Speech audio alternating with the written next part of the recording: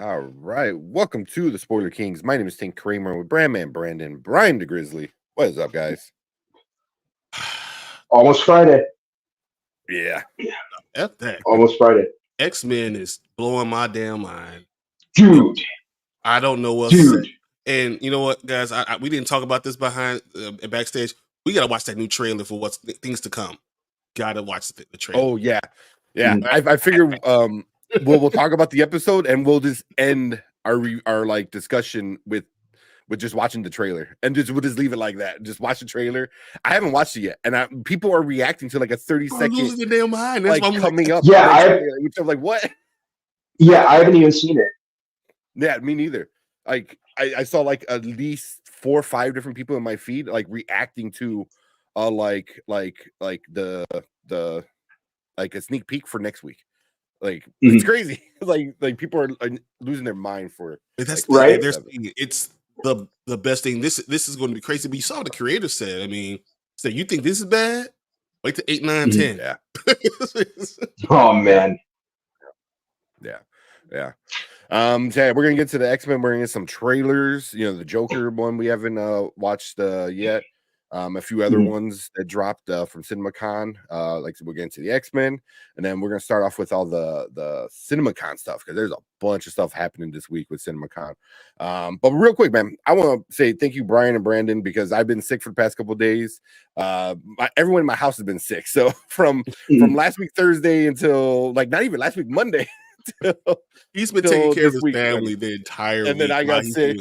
So you know, these guys, you guys held it down on Monday. Appreciate it so much, man. Oh man, more than happy to do that. Yeah, it's been going around. Like a lot of people have been getting sick. Like a bunch of my coworkers have been getting sick. My sister was really sick. It's I don't know, man. It's been going around. Yeah. I just realized I've been every night. Sunday, Monday, Tuesday, Wednesday, and now today, Thursday. I've been on the show and I've been running the show. So today's the first day I get to just sit back and relax. Just be in show mode, right? I was really enjoy it. It's like, oh man, it sucks. Yeah, it's a different beast when you kind of like are in charge of everything, making sure everything like gets done and trying to focus on time. It's a lot when you're like hosting it. It's hard to host and add all the interesting things too, like being things you want to talk about. Engaged. Yeah. You almost have to like write it down because I was like, oh yeah, I can't get to say this. Yeah. That's why I take a lot of notes. I usually have like my notepad or like an email because I'm at work and I'll like, oh, good stuff to write. So I always have an email open up that I'm gonna send myself, and like throughout the day, I'm like, oh, I want to talk about that. We'll talk about this. So yeah. Oh man, but real quick, everyone in the chat, we got me asking for a Joker 2 trailer. We're gonna get into that for sure. Oh, we're gonna do that. That film said, what do you think of CinemaCon for Disney? We're gonna get to that because Disney had a banger one today. They had some every 15 minutes or something. Oh, was it Inside Out 2? Inside Out 2. And what else did they show? Like 12 minutes of something else? Apes. The Planet of the Apes. Yeah. I think they showed like 45 minutes of footage altogether throughout their presentation. You know, so not bad. Which is crazy. Wish I could have been there. You know, they're so expensive. And they send me to they send me to Vegas for work from time to time, and like I this was the one weekend that I really especially wish I was over there because I would have made time for CinemaCon. I think tickets are like over $1,000. Oh, yeah, they're nuts. Yeah. I could be wrong. I got to double check, but I think they're over 1,000. I think I can figure out a lot. Yeah, business expense, spam. Tax right off. So to that, we got Drew. What's up, Drew? What's going on, dude? Yeah. Oh, and then Drew. Yeah. So yeah, he's right at 892, and then he hit 900, and then they lost 10.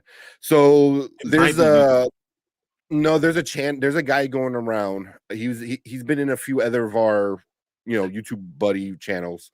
Went in like, oh hey, I just got you 100 more subscribers, and they're like, no. So that's like artificial.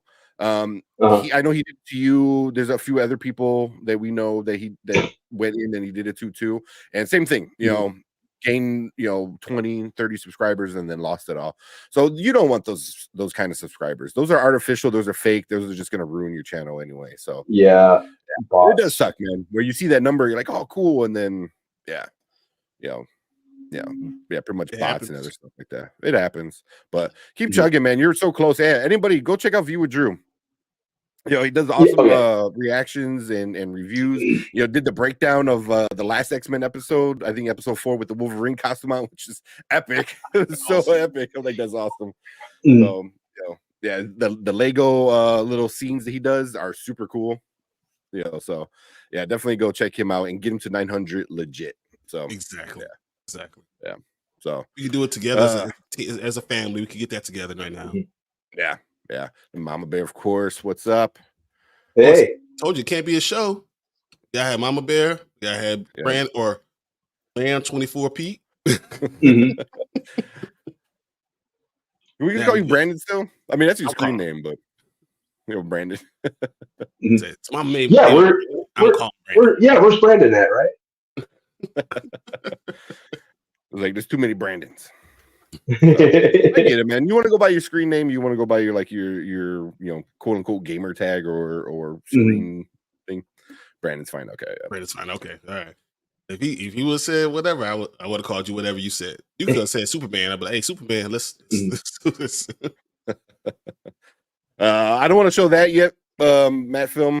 I mean, if you already saw it in chat, but the Deadpool stuff, we're gonna get into it. Ooh, there's spoilers. Oh yeah. But the R-rated TMT, we're definitely gonna get into that. That's man, stuff. What I want? No, you guys are not allowed to like it. No, I've been saying this forever. You guys want teenagers and kids. You can have your 12-year-olds. I'll get the R-rated TMT. That's all right. That's what you got. You guys get that one. This one's mine. All right, there we go. I was like, is he even a teenager anymore? He's like 30. Doesn't matter. He's a middle-aged Ninja Turtle. But we're gonna get into that. Was that Deuce Flacco? What's up? Mama Bear put me on to y'all. Deuce Flacco. Thank you. Welcome. Thank you for being here. Mama Bear is awesome. Mama Bear. Dude, the stuff that she's been doing. I'm doing a show on Tuesday. I have her on my other screen. The retro stuff. Yeah, and you know what's cool with Mama. You know what's cool with Mama Bear? Like she does these collabs with the name of the other person's like escaping my mind, even though I've been like following her videos for a while. Comic Book Girl? No, Retro Girl. Retro Girl. Yeah, she does these reviews that I absolutely love, and like she's done like American Werewolf in London. She's done a bunch of like old school stuff. She's really, really good. So I was surprised to see the two of them like team up and do content. I think that's awesome. Hey, I think Mama Bear has great content. The stuff that she thinks of. Dude, gargoyles. Dude, I love gargoyles. It's one of my favorite things. So yeah. You got fan. I haven't heard the other one. Keeney Draws. McKinney Draws. Yeah. I don't think I've heard of that one. That's cool. Look into it though. So appreciate that. Kevin Davis, what's up? Hope rumors are not true that David Zaslav is building up the company just to sell another company. That's been a rumor for a while. I don't think so. I don't think so. I mean, it could be true, but I don't think it's going to happen now, soon. Yeah. I mean, he's also signing big people. Like he just had Tom Cruise, moved over and he's on the Warner Brothers lot now, and he's signed on for their stuff. So after, I don't know how it would work with Mission Impossible. I think that would stay with Paramount. That'll definitely stay with Paramount. That's a huge cash. All his new stuff. Yeah, all his new stuff is going to be there. So I don't think he would be acquired. There's somebody else too, another big actor that moved his production studio to Warner Brothers as well. I can't think of who, but they wouldn't be buying it, especially somebody like Tom Cruise wouldn't be joining Warner Brothers if it's going to get sold off. Yeah, and unless he's buying it, without it. But he's rich, but I don't know. I'm curious to see what he puts out with them because like Tom Cruise does not make too many like bad movies. Like he's usually about his stuff. There's how many bad movies can you think of Tom Cruise in? Exactly.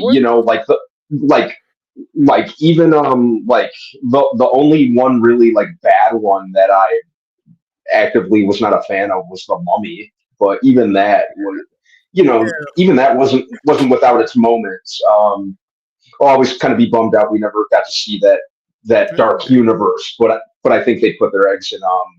I think they were banking on it to be bigger than it ultimately was. I think which is unfortunate. It was too soon. It was too soon, and they tried to do too much. They just kind of tried to unfortunately jump on the cinematic universe train. They were like really, really certain it was going to lead to a cinematic universe. It had enough going for it. I think they should have just, if you're going to build a cinematic universe, I really think you should kind of take baby steps first and just kind of focus on telling that story first, kind of like they did with the first Iron Man. Just kind of focus on that and focus on making it the best movie you could. They were just, they were just thinking, oh, cinematic universe, just for the sake of it. That's happened a lot. Think about John Carter. Everyone thought John Carter from Mars was going to blow up and they're going to have this, or Jupiter ascending. This is going to be, we won't have 4 of these. This is going to be this huge thing. And it was trash, and that's what you get. Oh, it was so bad. It's so bad, but I actually enjoyed watching it because it was so bad. It's a good bad movie. Like it's and Eddie Redmayne. I'm sorry, Eddie Redmayne was just entertaining in it to me. I just found him so entertaining. He knew all the time because it's the like way this. That's what he does. So maybe I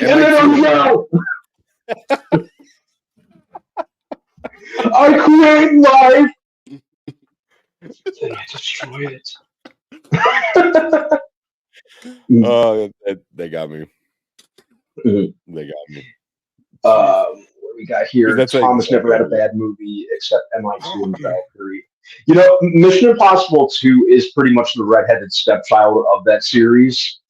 Didn't think it was a bad movie. It's very much an early 2000s movie, though.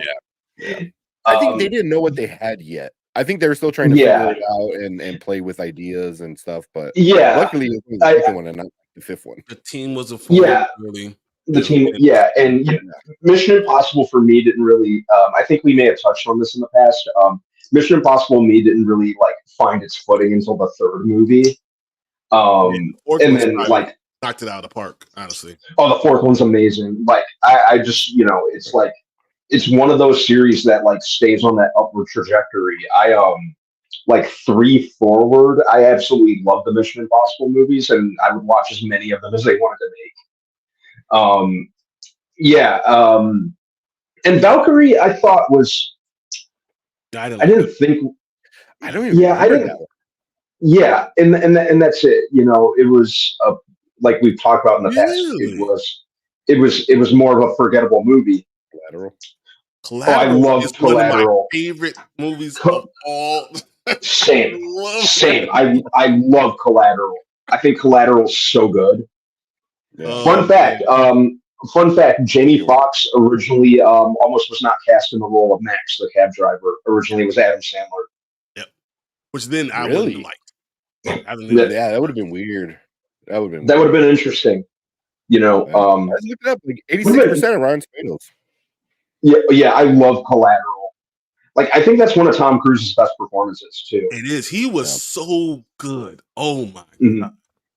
Well, I expected more. Hey man, you got high.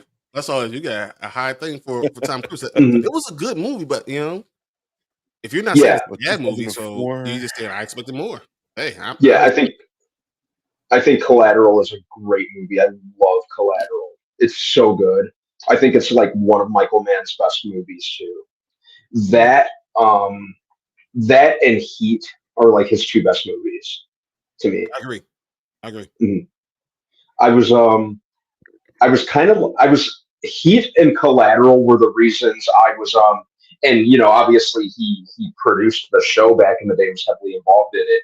Like when I heard he was doing the Miami Vice movie, I'm like, after Heat and Collateral, I was like, oh, this is going to be amazing, blah blah blah. And then when it came out, I'm like, huh, what happened? Jamie Foxx brings a lot from whoever he works with, and he then dates their ex-wives. So secretly for 5 he years. Does. Yeah. Mama Bear said, I thought they dropped a timeline for the new phase. Was that for? They did not. They talked about what they were going to do, the movies that they were going to make. They did not give a timeline, which was kind of crazy. Which is kind of good. Which is good because I think they're setting up learning. for a thing. Yeah. Yeah, we're gonna get into that, but real quick, Kevin Davis said like CinemaCon 2024 okay at best. Really, man. Really? I don't know, man. Like, because like today and yesterday, I was kind of going over all the stuff and reading about Cinema Blend did a really. I sent you guys the thing of the live play-by-play of what's going on during the Disney one. They had a really good one where it legit like minute by minute, like this is what's going on. Someone else was messaging and saying, "Oh, this is going on. And we're about to get to 13-minute right now, guys." And so. Yeah, I mean, there's some like cool stuff. Like Paramount had a good one. Universal had a pretty fun one. Warner Brothers, I thought, had a good one. So yeah, we're gonna get into. You can't say all Universal. That. They're gonna strike us right now. You say Universal. You want Universal? You just say it. Just get it. But yeah, we're gonna get into that real quick because I've seen one. I've seen one for what? Messaging a friend. Not sure. All right, let's get into it. Yeah, and that's all. Matt Film with the D23. We're gonna talk about the D23 when we talk about tomorrow. The Disney at the end, because obviously their bigger eggs are gonna go in that basket rather than this basket. But yeah, we're gonna get to that. But Disney will save for the end because that'll lead us into D23 and then obviously X-Men. So we'll do all Disney. Yes. God. If you haven't watched that episode, put us on pause or put us on mute while we talk about CinemaCon. Watch that episode, wipe your tears away, and then come back and talk X-Men because, geez. There's so much to talk about. I want everyone to come in and jump in and talk about this because it's quality. It's really quality. Oh. There's so many Easter eggs. There's so many things going on. Did you guys catch the Watcher? Yeah, I did. I didn't at first. In the sky, like what the? I didn't at first until like the second time, and then somebody by then was already like, "Oh my god, yeah, oh my, yeah." We're gonna get into that. Yeah. All right, so let's get into this CinemaCon stuff real quick. We'll start off with Universal. All right. So I'll just go off. I made a little list of stuff, and then I'll just shoot it off real quick, and then we'll just talk about some of the projects. So Universal, for their panel, they did the full screening of the Fall Guy, right? Massive crowd pleaser, supposedly. They announced Super Mario Brothers 2, a sequence for Despicable Me 4 was shown. Some more Twisters footage. They said Megan 2 is coming 2025. Five Nights at Freddy 2 is coming 2025. Wolfman is going to be in theaters in 2025, and the footage was shown. A trailer for Speak No Evil, a horror movie with James McAvoy, which the trailer's out as well. That was shown. An Amy Winehouse movie, Back to Black, like a biopic. Conclave, which is weird. It's a movie that is during the choosing of a new pope, and it has like a crazy cast. Robert Eggers, Nosferatu. People are like, "Holy crap!" Nosferatu. Yeah, you gonna see a movie I'm not gonna go see. I know, especially with Robert Eggers. Wild Robot, and then they wrapped up with Wicked. Just showed more clips of Wicked and stuff like that. So yeah, here, you know what? Let me bring up the post so you guys can see what I can see.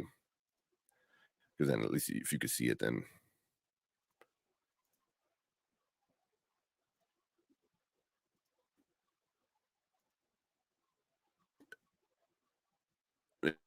There we go. Yep. So I posted it up on our group for Spoiler Kings on Facebook. So if you're over there, come check us out. Hit that follow button. Of course, I try to do something, and my computer wants to slow down.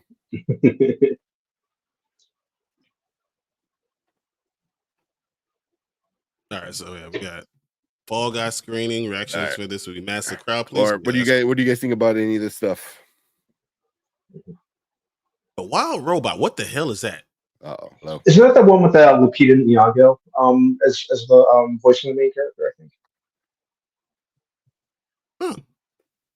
You can tell me anything. I didn't know. Yeah. The Fall Guy. So I've actually on Prime Video, I've been revisiting visiting the original show, which is a fun show. Well, the movie looks fun. And Ryan Gosling, Emily Blunt, Winston Duke. I like the cast. It just looks like a fun kind of throwback type movie. Excuse me.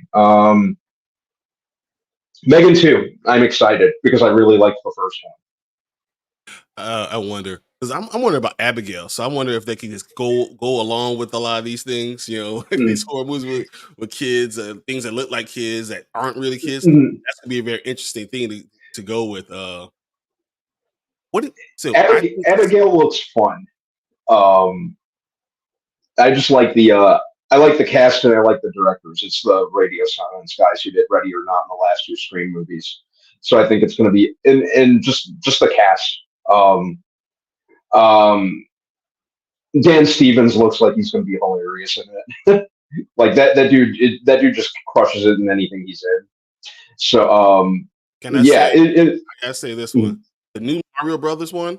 I feel like it's gonna be the Mario Brothers 2 game that everyone was thinking all these great things about, and it was terrible. Like Super Mario Brothers 1 was great, right? Super Mario Brothers 3 was great, right? Super Mario Brothers 2 was awful. So I hope that we get a quality movie out of it, because I wonder what the storyline is actually gonna be. Are you gonna have the same characters? And do people who hate Chris Pratt? You never know. They might just hate Chris Pratt too much. So I don't know how Super Mario Bros. 2 is going to do April of 2026, but so far out, 2 years out, we don't know. It might be okay. But Despicable Me 4 for my kids is going to make so much money. People are going to love it. I'm telling you, I think it makes more money than Kung Fu Panda 4, which I think is going to make $300 million. And my wife loves the idea of Twisters. Even it looks bootleg to me. She says it's intense. So I'm okay with those. Yeah, on one hand with Twisters, I'm kind of like, what's the point? But I might see it. Might give it a fair shot. Yeah, I'll see. I'm a movie addict, but yeah, I'm curious to see where they go with this Wolfman movie. All right, can you guys hear me now? Yes, we can hear you now. Yeah. Yeah, curious to see how this Wolfman movie turns out. I know Lee Winnell, who did The Invisible Man and Upgrade, is directing it. Originally, it was going to have Ryan Gosling, and like the angle they said they were going to go with it seemed pretty interesting, because they basically said it was going to be influenced by the movie Nightcrawler, and like the werewolf was going to be like a reporter who got infected with the werewolf curse. I think they're doing something different with it now, which is kind of a letdown. But I like the director, so we'll see with it. And plus werewolves are like one of my favorite movie monsters. So give that one. I had a feeling they were going to push it back, because originally they were saying it was going to be out this October. Yeah, but January 2025, that's smarter, because there's a lot of movies that are coming out this year. The first good movie coming out 2025. I'd be smart. I think that Speak No Evil, fine, I guess, and then we got the Conclave clip. I want to see the clip, because I'm a little confused about this whole thing. Choosing a new pope. Is it going to be boring? Because there's not many movies that John Lithgow's in right now I find entertaining, unless he's getting killed in an accountant. Like, I'm not sure. I don't know. I feel like it's going to be too serious, and on a topic that I'm not going to be enthralled about. That it's too realistic. But Nosferatu, damn, I can't Nosferatu, wait. bro. It's Robert Eggers doing it just has me so hyped. Like he's so he's just the right choice for Nosferatu. Um, and Bill Skarsgård, man, he's having a heck of a year, or gonna have a heck of a year. Boy Kills World, the Crow remake, whatever you may think about that. Nosferatu, which it just has all the makings to be awesome. So yeah, I'm definitely gonna see it. The icing on the cake will be if it will be in black and white. It has to be at least a scene or half the movie in black and white. Yeah. Like, oh man, I don't know if you ever seen Nosferatu, the original one, dude. It's so scary. I think they said it's not. Oh, it's not in black and white. Oh my god, that's gonna be so much It's a fun. bummer. Yeah, from what I understand, they said it's not. Yeah, yeah. But although I mean, he's made The Lighthouse was in black and white, so I mean, it's not like out of the ordinary for Robert Eggers to do something like that. But yeah. Well, just give me half. But I think give me some half. People were saying it's not your granddad's. Yeah. Yeah. Oh my God. This is right up. Sorry, I am so laggy right now. Gotcha. No, Wicked. I'm all for. Talk about Wild World, but I don't know what the hell that is right now. We'll see. It's coming in September. I'm sure my kids will be all about it. But Wicked, right. I'm really with. Yeah, I think it looks great. Interesting that it's going to be a 2-parter movie.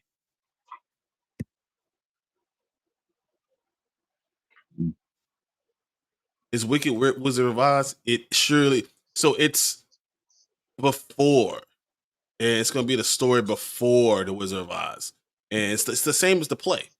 You know, the one that took the world by storm was in New York and Broadway and Chicago, and couldn't find a ticket to it, and you're finally going to be able to see it. So that's going to be cool. Let's see what else we get. We got the Warner Brothers 2024 CinemaCon panel that George Miller says that Furiosa will cover 16 to 18 years of backstory for the character in the world. He says he finished the movie last week, so it just finished. Okay. Shyamalan teases her horror movie, The Watchers. I'm just worried about, Shyamalan. It's just the name I just worry about because of M. Night.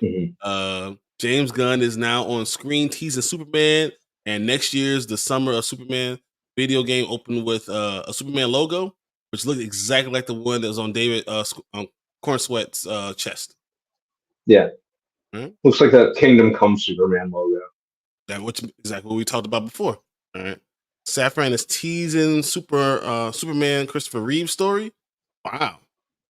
That's the trailer shown. Everyone cries in theaters this September. I don't know if I'm able to watch that, man. That hurt. Yeah.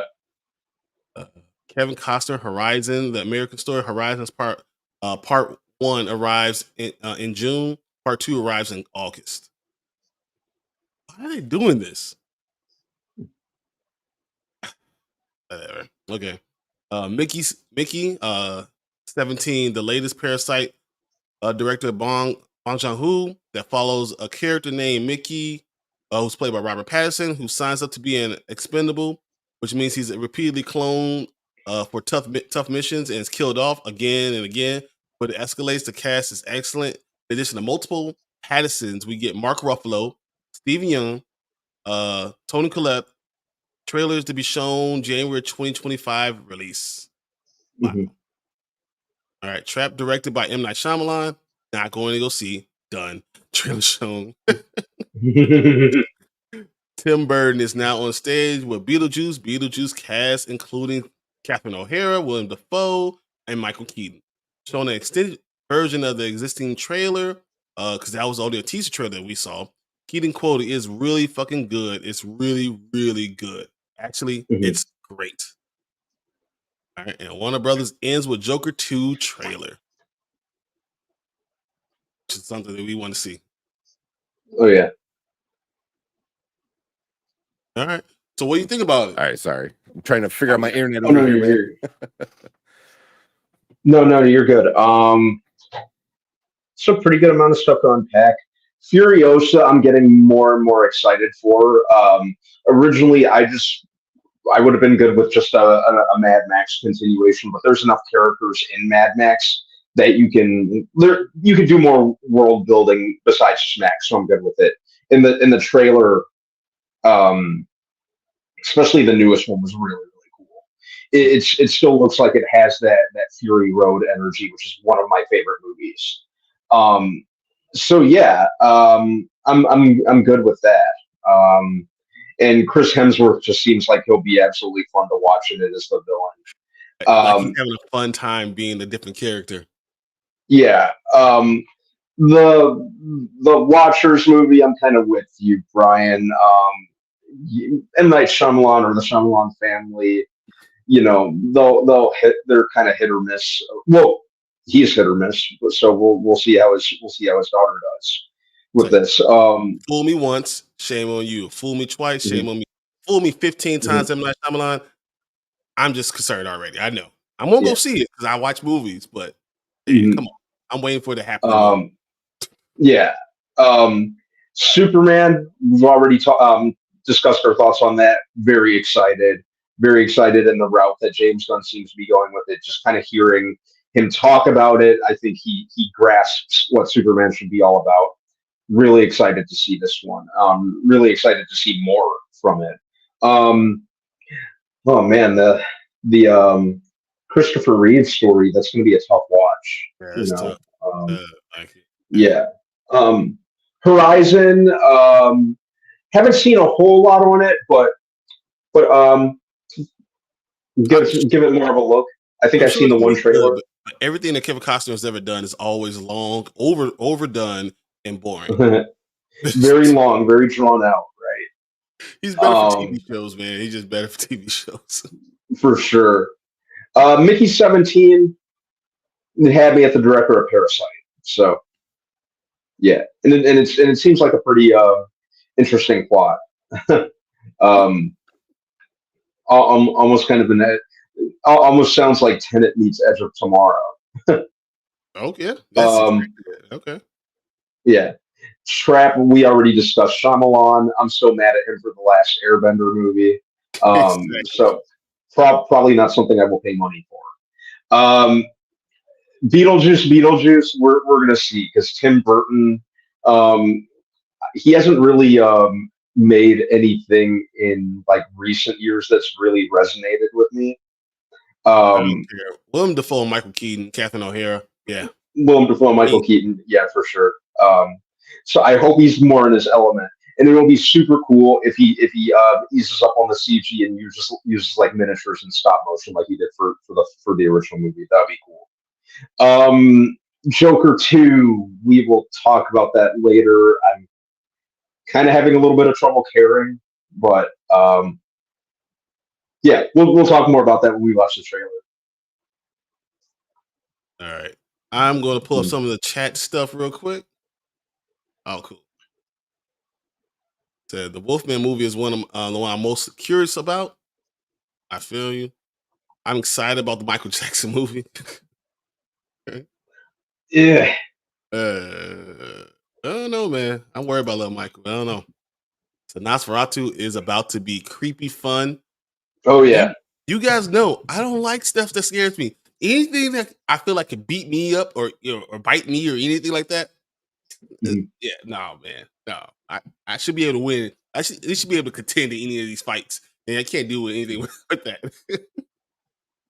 Yeah, Nosferatu. She has the original? Dude, that's legend. Wait for it. Dairy. I love that. Oh, we do jokes all day, man. We're doing this, okay? As Wicked Wizard of Oz, it sure is. Mama Bear does not like the Superman logo. She's told us that before. I could, which is understandable. It's the Kingdom Come Superman logo. Personally, I would have waited to use it. I just they could have kept it traditional, but I think they should have. And I love the winding S and looking like the S and it being the river that runs through. I mean, I just thought that's story I was that we all hoping know about. Yeah, I was hoping they'd keep especially if you want to do like a DC universe, really they could have, if they like eventually adapted Kingdom Come with an older Superman years down the line, then they could have used that S logo. But yeah, I would have kept it traditional. How about you, Tank? Personally. Yeah, turn it back on. Oh shit, my bad. I had to mute myself from cursing at my internet. Oh man, yeah, I was pissed. But I think with the Superman logo, I think it's gonna start off with what we see, and then it's gonna turn into more of a traditional S. That's what I think, but I could be wrong. But it's a cool logo, but for Superman, you need to have the Superman logo, not a variant alternate logo. You know what I mean? So, but we'll see. I think that one thing could derail an entire movie. It's that important. Yeah. But if it's like early on in his career where he's like what, trying year to figure 2 it or something, so it might be the symbol, the actual Kryptonian symbol, and then he's like, well, it kind of looks like an S, and then he's like, oh well, adapt to this, maybe, because they said this is going to be like 3 years into him being Superman, if I remember correctly. So it's gonna be like him, a young, just starting, kind of like how the Batman was with exactly like Robert Pattinson. Yeah. What's up, Profess? Yo, Profess, what's going on, man? We want to get there, man. Mom Bear says, fool me about 15 times, and we're only in the first 10 minutes of the last Airbender. Shame on you. Yeah. Parasite great live action has been dope so far. Have you seen it? I want to watch it. No, people are saying I gotta watch really it. good. People are saying it's really good. So I've just finished Shogun. I'm on the Three Body Problem. That's on my list. That's like I'm getting through this stuff.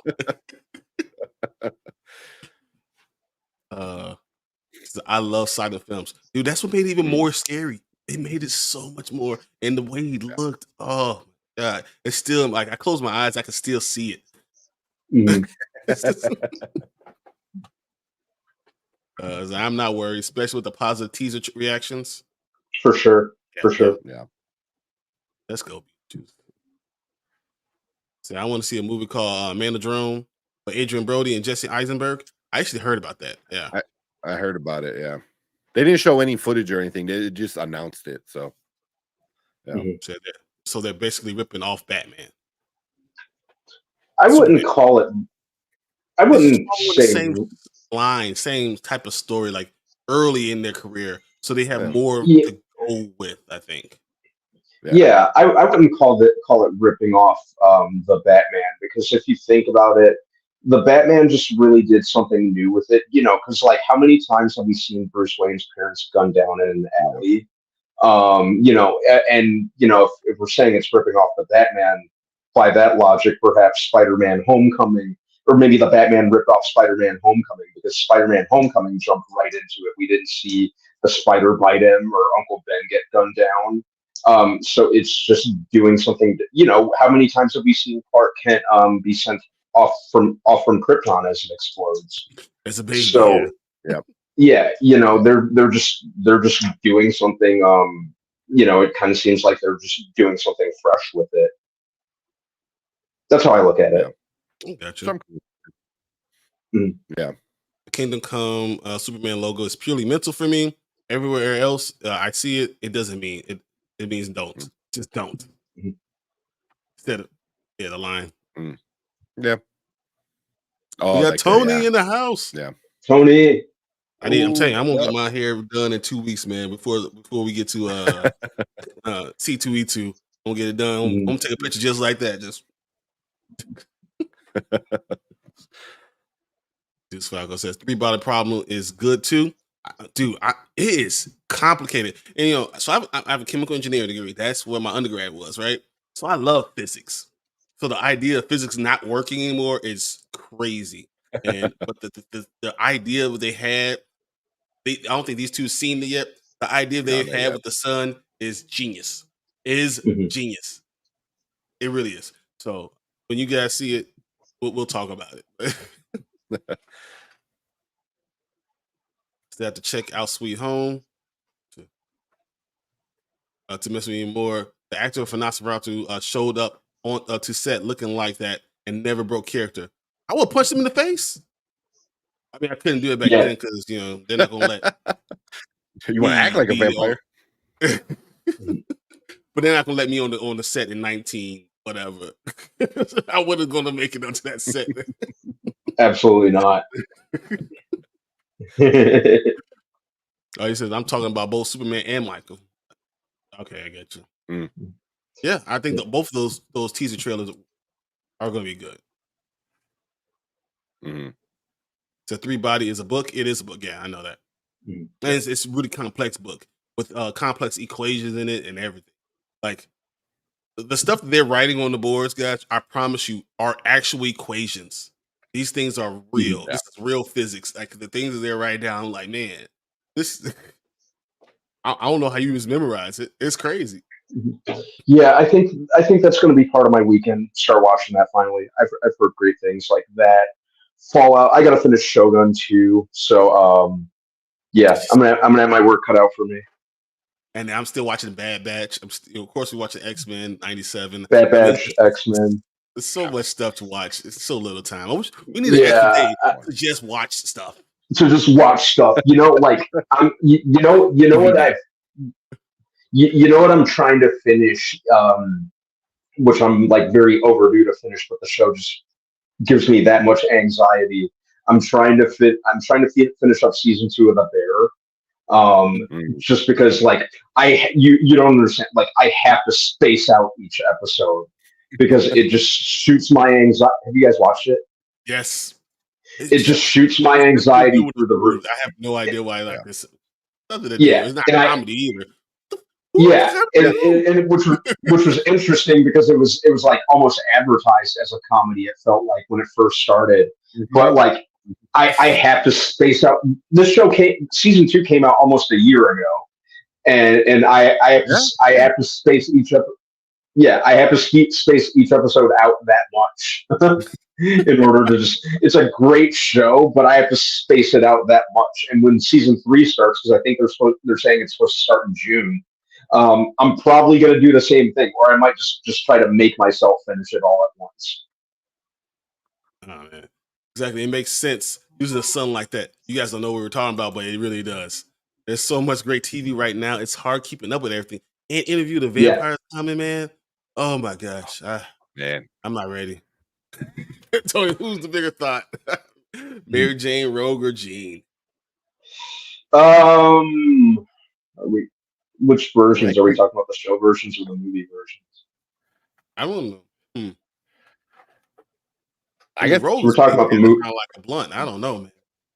Oh, what's that? You gonna broke up? Passed around like a blunt. I'm not sure, man. Yeah. Friggin' the Raimi version. And then like everyone sees her walking out and no one wants to talk about it. I'm like, all right. Yeah. The Sam Raimi Mary Jane was purely for the streets. Oh man. Is the MJ movie coming out? The Michael Jackson one is. Yeah. Rogue is literally a meme. I'm telling you. Said Shogun, 3 Body Problem, Solo Leveling, Stellar Blade. The East is up, man, dude. I don't know how we have time. Like literally, we should have a day to be able to, for me to read half the day for comic books, half the day for movies. Because I just spent another $70 on comic books today. I was like, what the heck? Because this yesterday. X-Men came out, and of course I had to get both all the copies, all the variants and stuff. And then I had this new one I've been reading. So yeah.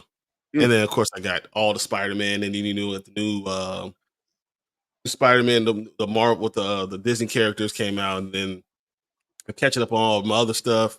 You know, the new Transformers came out yesterday too. So I mean, come on, man.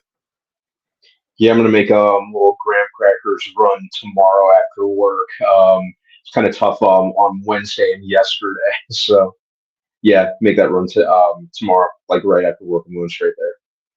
There's a lot of X-Men ones that are really good too. Yeah. So, Bear is so good that they're doing X-Men 97. Oh my god! Yes, they are. Yes, superly. It's super. I wish I wasn't writing my thing right here, but yeah, it's good and it looks good and yeah.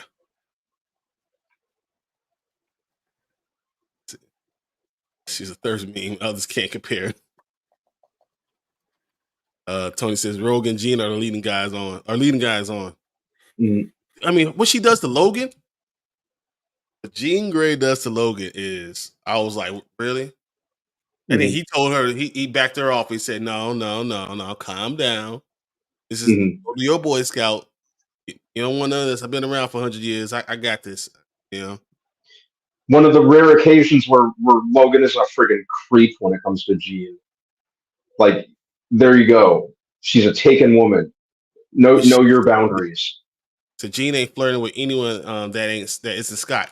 No, what she did, or Logan, okay. What she done to Logan, I thought was pretty bogus, man. You can't just be doing that. All right, we're gonna let Tank figure all this stuff to restart everything.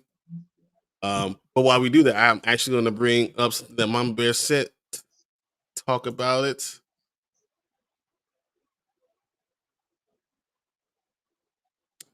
This is the Disney theatrical release schedule. Tell me what you think about it, all right? All right, so we have Kingdom of the Planet of the Apes, which is a long-ass title. Young Woman and the Sea, which I think is that Daisy Ridley? I think so, yeah. Yeah, I think that's what she is in. Inside Out 2, June 14th. Kinds of Kindness. Then we had Deadpool Wolverine. I haven't heard much of that either. Deadpool and Wolverine, July 26th. Alien Romulus, we saw that August 16th. A Real Pain, October 18th.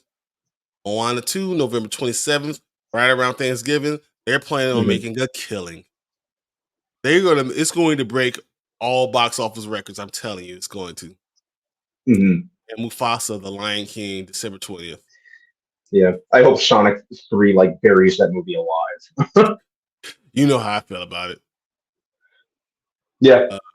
So, I mean, what do you think about this run while we wait for Tank? What do you think about this?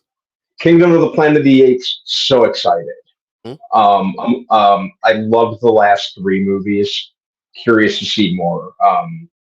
The CG motion capture is absolutely incredible. So I always look forward to more like anything Planet of the Apes. I will give a fair shake. A Young Woman in the Sea, we'll see. I'll wait until I see a trailer for it. Kinds of Kindness, I really don't know anything about right now. It's not something that's been on my radar. Inside Out 2, sometimes life is tough enough as it is. I don't need a Pixar movie to make me feel even worse sometimes. Pass. Deadpool and Wolverine, obviously, cannot wait. Deadpool entering the MCU is just going to be great. I cannot wait to see more from that. Alien Romulus, I'm definitely excited for. I really like. I like the director, and the trailer just kind of sold me that they're bringing it back to the horror roots of the first one. So I'm curious to see that. It's supposed to be between Alien and Aliens, right? This is right. Yeah. So, and like the last 2 Alien movies just really didn't do anything for me. So we'll see. A Real Pain, haven't heard a whole lot about that one. I'm gonna have to look into that one. Moana 2, I loved the first one. Cool to see that they're doing a sequel. They unveiled that as a surprise. Mufasa the Lion King, do not care. Photorealistic. Sometimes doing the photorealistic CG can kind of bite you in the foot when the characters can't really make expressions. Didn't really care for the last live action or I can't even call it live action. It's The not live. Lion King remake. No, It wasn't the story that forgot what the whole point of the Lion King was. I go on forever about that. I'll buy 2 tickets to Sonic 3. A, because I want to see it, and B, just out of spite, just to do my part. I feel like I'm looking at this, and they're not coming up with much real content. They're just saying what worked before. Let's wash, rinse, and repeat it. Uh-huh. And that worries me. Because Kingdom of the Planet of the Apes, Inside Out 2, Moana 2, Mufasa, Alien. You're literally just hammering home all the things that we've been talking about for all this time. Like, why are you doing this over and over and over again? All right. But with that said, I believe Kingdom of the Planet of the Apes will make about $450 million. I believe Inside Out does somewhere around 480, 490, almost $500 million. Deadpool Wolverine, I'm thinking $800-900 million. It's gonna clean up shop. Is going to knock it out of the damn park. I can see it might be the most profitable movie this year for Disney because of Moana and the whole thing with it. I don't think Mufasa is going to do as well as everyone thinks it is. Same thing with Alien Romulus. I think it's not going to do as well as everyone think it is. And The Young Woman and the Sea, the Daisy Ridley movie, I'm just No. I think Mufasa is gonna do really well. I think Mufasa is gonna do really well. I don't know why. Because the first one I don't like it, but the first one made $1 billion. The last live action. But it was the time, and I think Beyonce also the Beehive helped with a lot of it. Yeah, I think what Mama Bear said, she missed the Mufasa discussion. So I was watching John Campea, and he was talking about it, and he even said like they showed some clips. It didn't have like the audio matching it, and he's like, it looked amazing. It looked amazing. The director came out, and the director is like somebody who's like actually loves the Lion King and watched it like so many times as a kid, as a teenager and stuff like that. So it's like, and it's like it looks good, So I've only seen the Lion King. I've seen the Lion King. I'm going to guess somewhere in the 3,450 times. Like literally, I have 7 different copies of the movie because I burnt through the movie that many times. I used to watch it every day from the time I was 10 to I was like 14. I watched it like every day. I know every word. I can write down the script for the Lion King. But because you love it so much, it's hard to accept another movie that doesn't give you that same feels. Let me ask a question. Does it always seem like whenever a director does a property like this, they always seem to say, "Oh, I was a huge fan of the original." Blah blah blah. I don't know. I'm not sure. As much as universally loved as The Lion King is, it seems like filmmakers or actors or directors always say that. Sometimes I have to question the sincerity, or if they're just sucking up to the king. I mean, well, he had a good story. Yeah, he had a good story of like when he was an usher, and then when he was 15, he had to move in with like his like aunt or somebody and help raise the kids, and the kids only if you've been around like a toddler, they only watch one thing over and over and over and over again. And he goes, for 2 years it was the Lion King. So toddler watches the Lion King with Mufasa dying. Lion King, you have to be like 7. Yeah, probably old enough. But yeah, he's like, so he said he watched it just because of the kids like that, and he liked it when he was a kid. So it's okay. I mean, Jon Favreau never, I think he never understood, about, I don't know if he ever even watched the original Lion King, Yeah, I think, I think they brought on Jon Favreau. He was just a hired hand to do that, and it was mostly for the name. He made one good live action Disney remake, The Jungle Book.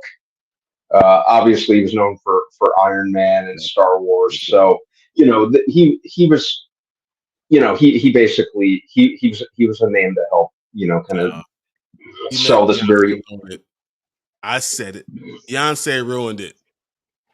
Well, she was so bad in it. I mean, how you be bad at voiceover? How you bad at voiceover? And then they changed the script for her to mean more. What are you doing? God, she was so bad in it. Oh God. God, she was so bad.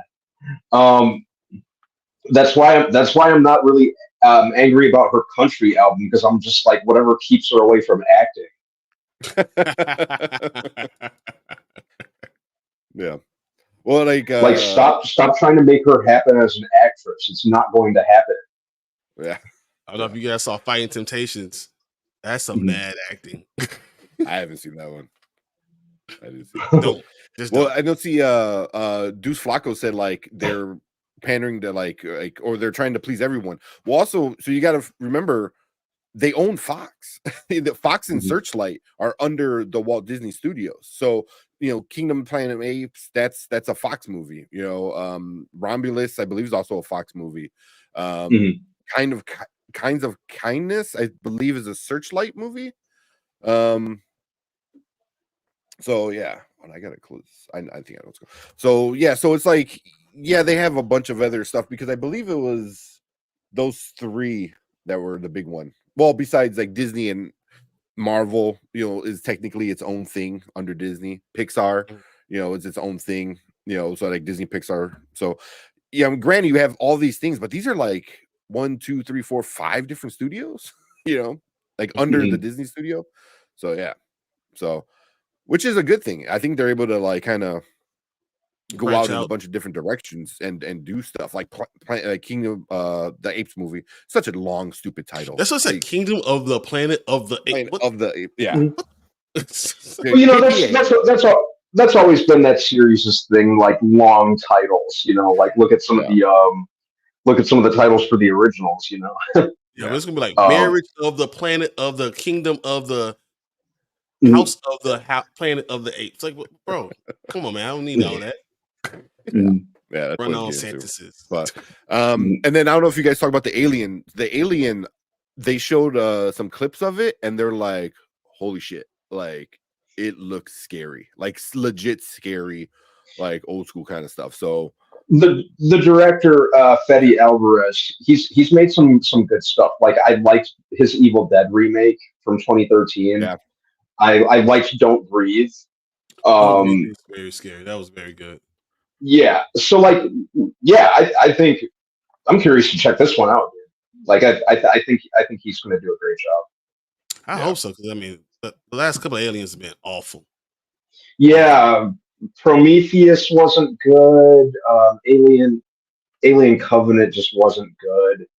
It's a shame, because I thought they were going to be awesome with Ridley Scott coming back, but like we've discussed in the past, there's two types of Ridley Scott. There's like really awesome on top of this shit Ridley Scott, and then there's just a very, very forgettable Ridley Scott. Paycheck Ridley Scott. Paycheck Ridley Scott. Yeah, this fell into the latter category. The last two Aliens. Yeah. But there's a few things on here that aren't on here, and one is this was the Captain America Brave New World, I think it's called now. Brave New World. And holy crap. And this is what I really wanted to know. So they showed footage of the movie, right? And they said it's being filmed for IMAX, so it's gonna be nice and big. Same thing with Fantastic Four. He said it's gonna begin filming in 2 months. But with this one, I'm looking for what it is. There we go. He said it's gonna have influence of Winter Soldier, so it's gonna have that kind of style, very grounded, kind of self-contained kind of thing. I said it's gonna be fast-paced, grounded, and will focus on Sam Wilson. And then that's cool. Mackie comes out, Anthony Mackie comes out and starts talking and stuff like that. But the clip, I'm kind of curious. So the clip they show, if you don't want spoilers, then you mute it for a second. But the clip, he said during a presentation where Ford, who's the president, is praising the work that Sam did during the events of Falcon Winter Soldier, music starts playing over a loudspeaker, and then Isaiah Bradley and a few other audience members react. they like get activated, right? The music triggers a hypnosis that Isaac Bradley goes to attack the president, and Sam has to stop him. And then he has to stop Isaiah Bradley. But they say he's a fucking super soldier, so he literally grabs Sam and just chucks him, throws him across. Yeah, he's the original super soldier. So like, is it? I'm like, what's going on? Like, is it kind of like Hydra coming back, or is it the leader? They said they didn't show any of the leader, so you didn't see any of that. But is it the leader doing some mind tricks on former people? And I was like, I didn't like that they made Isaiah Bradley. Is it is it the president? Is it Red Hulk doing it for a reason? Yeah, I don't like it. So no, don't use Isaiah Bradley like that. Yeah, I didn't like that either. I was like, really? So they're gonna like turn him into like going after the president, and then Sam has to fight him now? I don't know. I don't know how I feel about that. It just or they seems like a weird like that on screen. Yeah, oh god, seems like a weird retread of Winter Soldier, and it's kind of like, why? Yeah.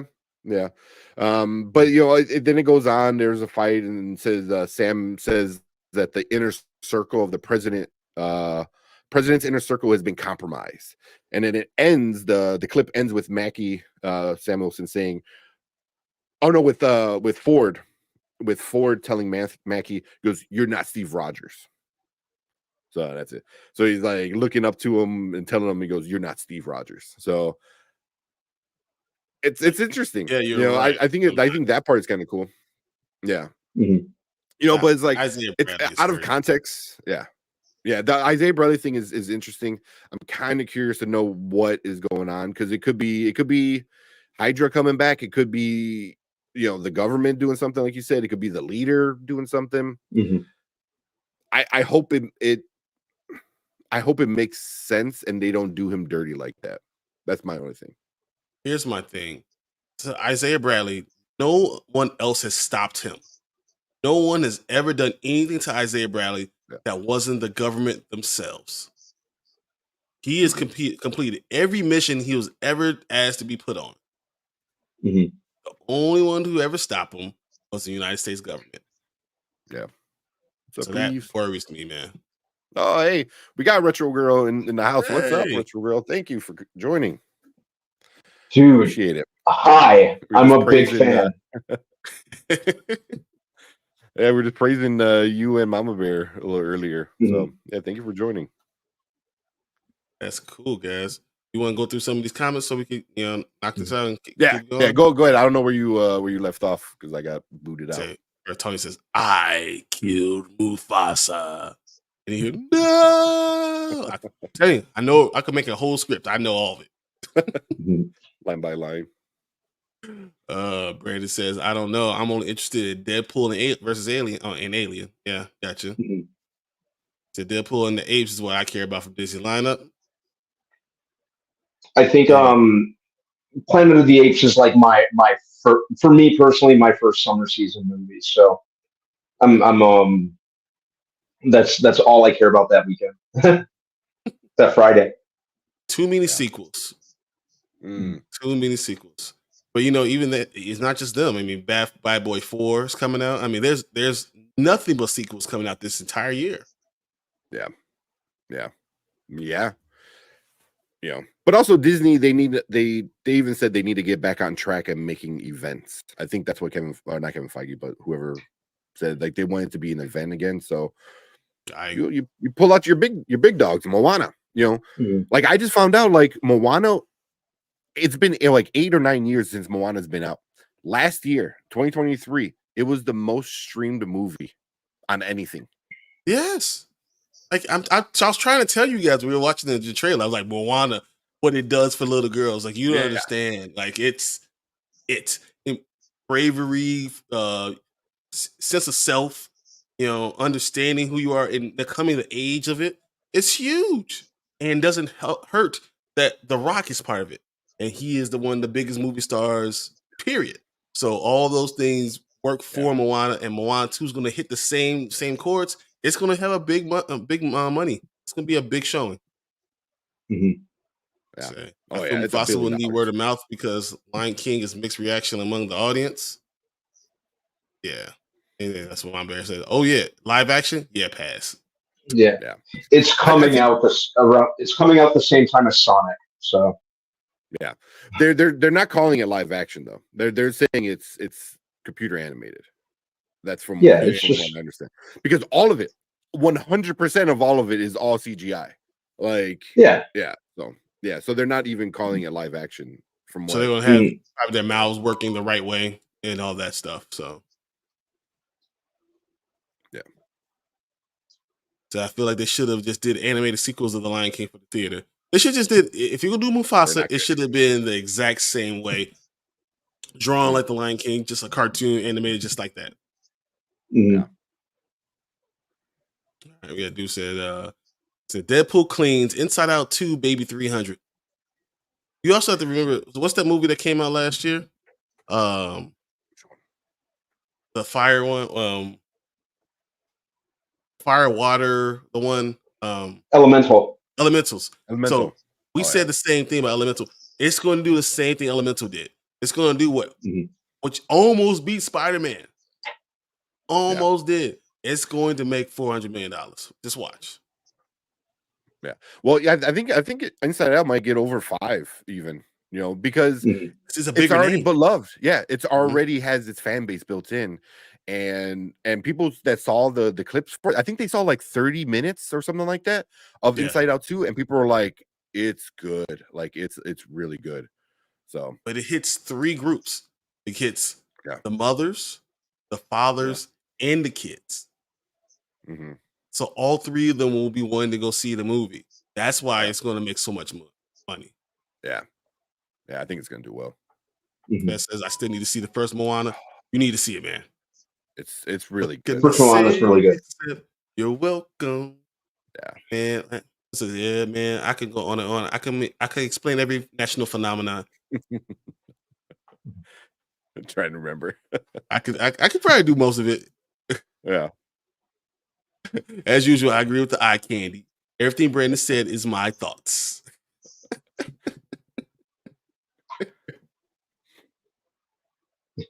Said the anime sequel wasn't theater worthy either. Not good. None of them were. There was that time where Disney was just cranking out the the animated directly to video sequels just to everything. Yeah. Couldn't even be bothered by like decent titles. They were just slapping a 2 on the end of everything. No, 2 was Simba's Pride. And I was in chat of Kenny. Kenny was with a few people I think on Friday or something, and I brought it up. And he went out like a 10-minute rant of why it's symbolic. It was fucking hilarious. I'm dying laughing, and the other guys in the panel were just like, "Okay, we're done." Yeah, but Kenny loves Lion King. Like I like Lion King, but it wasn't good. Yeah. Lion King 2 was not good. No, it was so awful in so many ways. Yeah, it seems like Disney is trying to appeal to every type. Well, that's what Tank just said about all the different, things that they have. They own Fox. They own so many different entities that they can do different type of movies for everybody. Wow. What's up, Kal-El? Hey, what's up? Said those dead-eye live-action animals also ruined The Lion King. Don't let Beyonce off the hook. Don't let Beyonce off the hook. No, but they did with the hyenas and the female lioness, which it just ruined the story. They changed the hyenas totally. There wasn't enough Scar. Yeah. They ruined the music. Scar was the best part. Be Prepared might be the what even was that like spoken word crap they had him saying in the movie, like when they did Be Prepared? Like seriously? Just start snapping. Yeah. And like I don't know. Chiwetel Ejiofor, I'm sure I mispronounced that again. I know I mispronounce a lot of names, but him as Scar, it was just such a weird performance. It just seemed like he just screamed most of his lines. Yeah. Try to do that Jeremy Irons, and it didn't work out the same. Yeah. You can't. Bites and Taste was so bad it was cheesy, enjoyable, like Madea movies. I think it was really bad. The music is really, really good because they have like the OJs, they have Montel Jordan, they have real great singers. Angie Stone, who is off the damn chain. They had great singers in that movie, and then Cuba Gooding Jr. doing his thing because he was a break dancer, flipping and doing all this stuff. Mm-hmm. Did you press a button? I'm hearing echo. No. I was hearing like an echo. My bad. But no, that was good. It was good, but she was awful in it. There it is. Don't Breathe was good. Yeah. Yeah, Don't Breathe was awesome. Didn't necessarily mind the sequel, but I really liked the first one.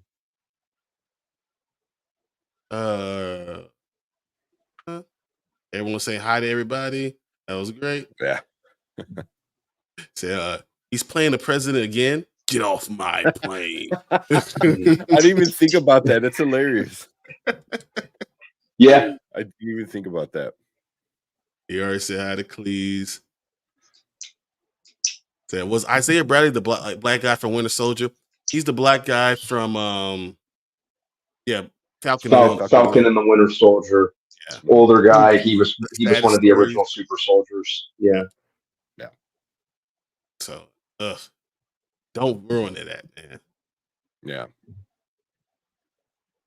So, character Isaiah needs to be treated with respect. After all, he has gone all the stuff he's gone through. Yes, absolutely.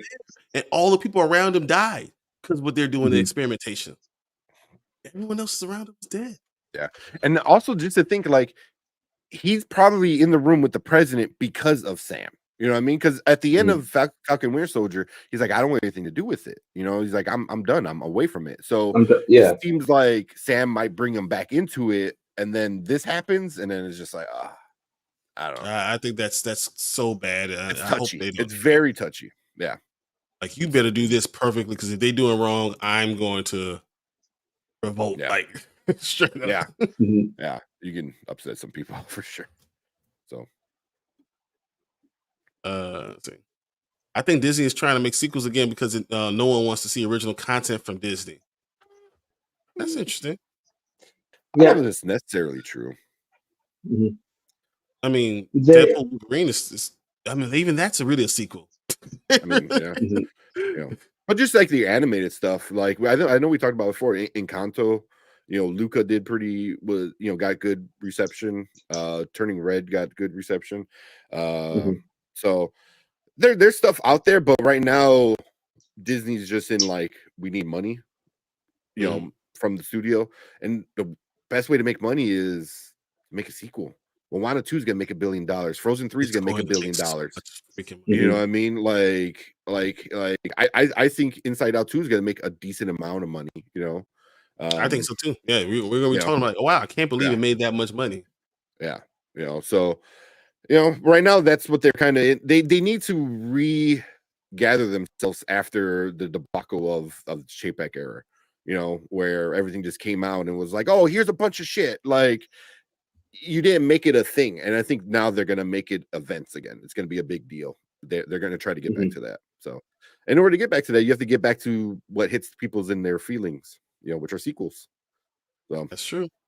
Yeah. And anything like Up To, or anything that studio does, is just it kicks you in the nuts and it makes you want to like it for it.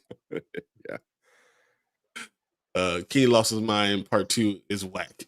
I agree. Kind of was in there because we were joking about something else. Oh man, me and him were like goofing off in the chat, in Kenny's chat, just messing with them.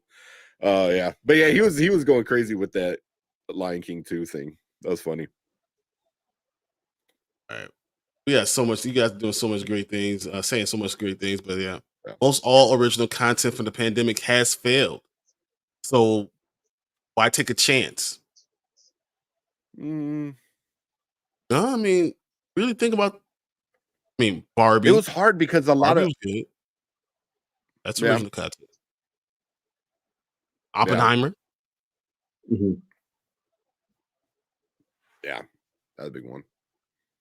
I think Shang-Chi was good, and that was filmed during the pandemic and release right at the It should have pandemic. made more And I money. think it should have made way more money, but just all the things it was dealing with, like stopping production, stopping. It was super annoying, you know. But I think Shang-Chi 2 is going to make a lot more money because number 1 was well received, you know. So if they ever make the sequel, yeah, you're not wrong. You're not, yeah. Holy shit! I did want to go through. Everyone says the music and supporting cast was Save Fighting Temptations. I agree. I agree 100%. Angie Stone is so good. I gotta watch this movie now. I've loved Angie Stone for forever. I listen to one particular song from Angie Stone and all the time. And her and D'Angelo, man, they make some great songs together, man. I love it.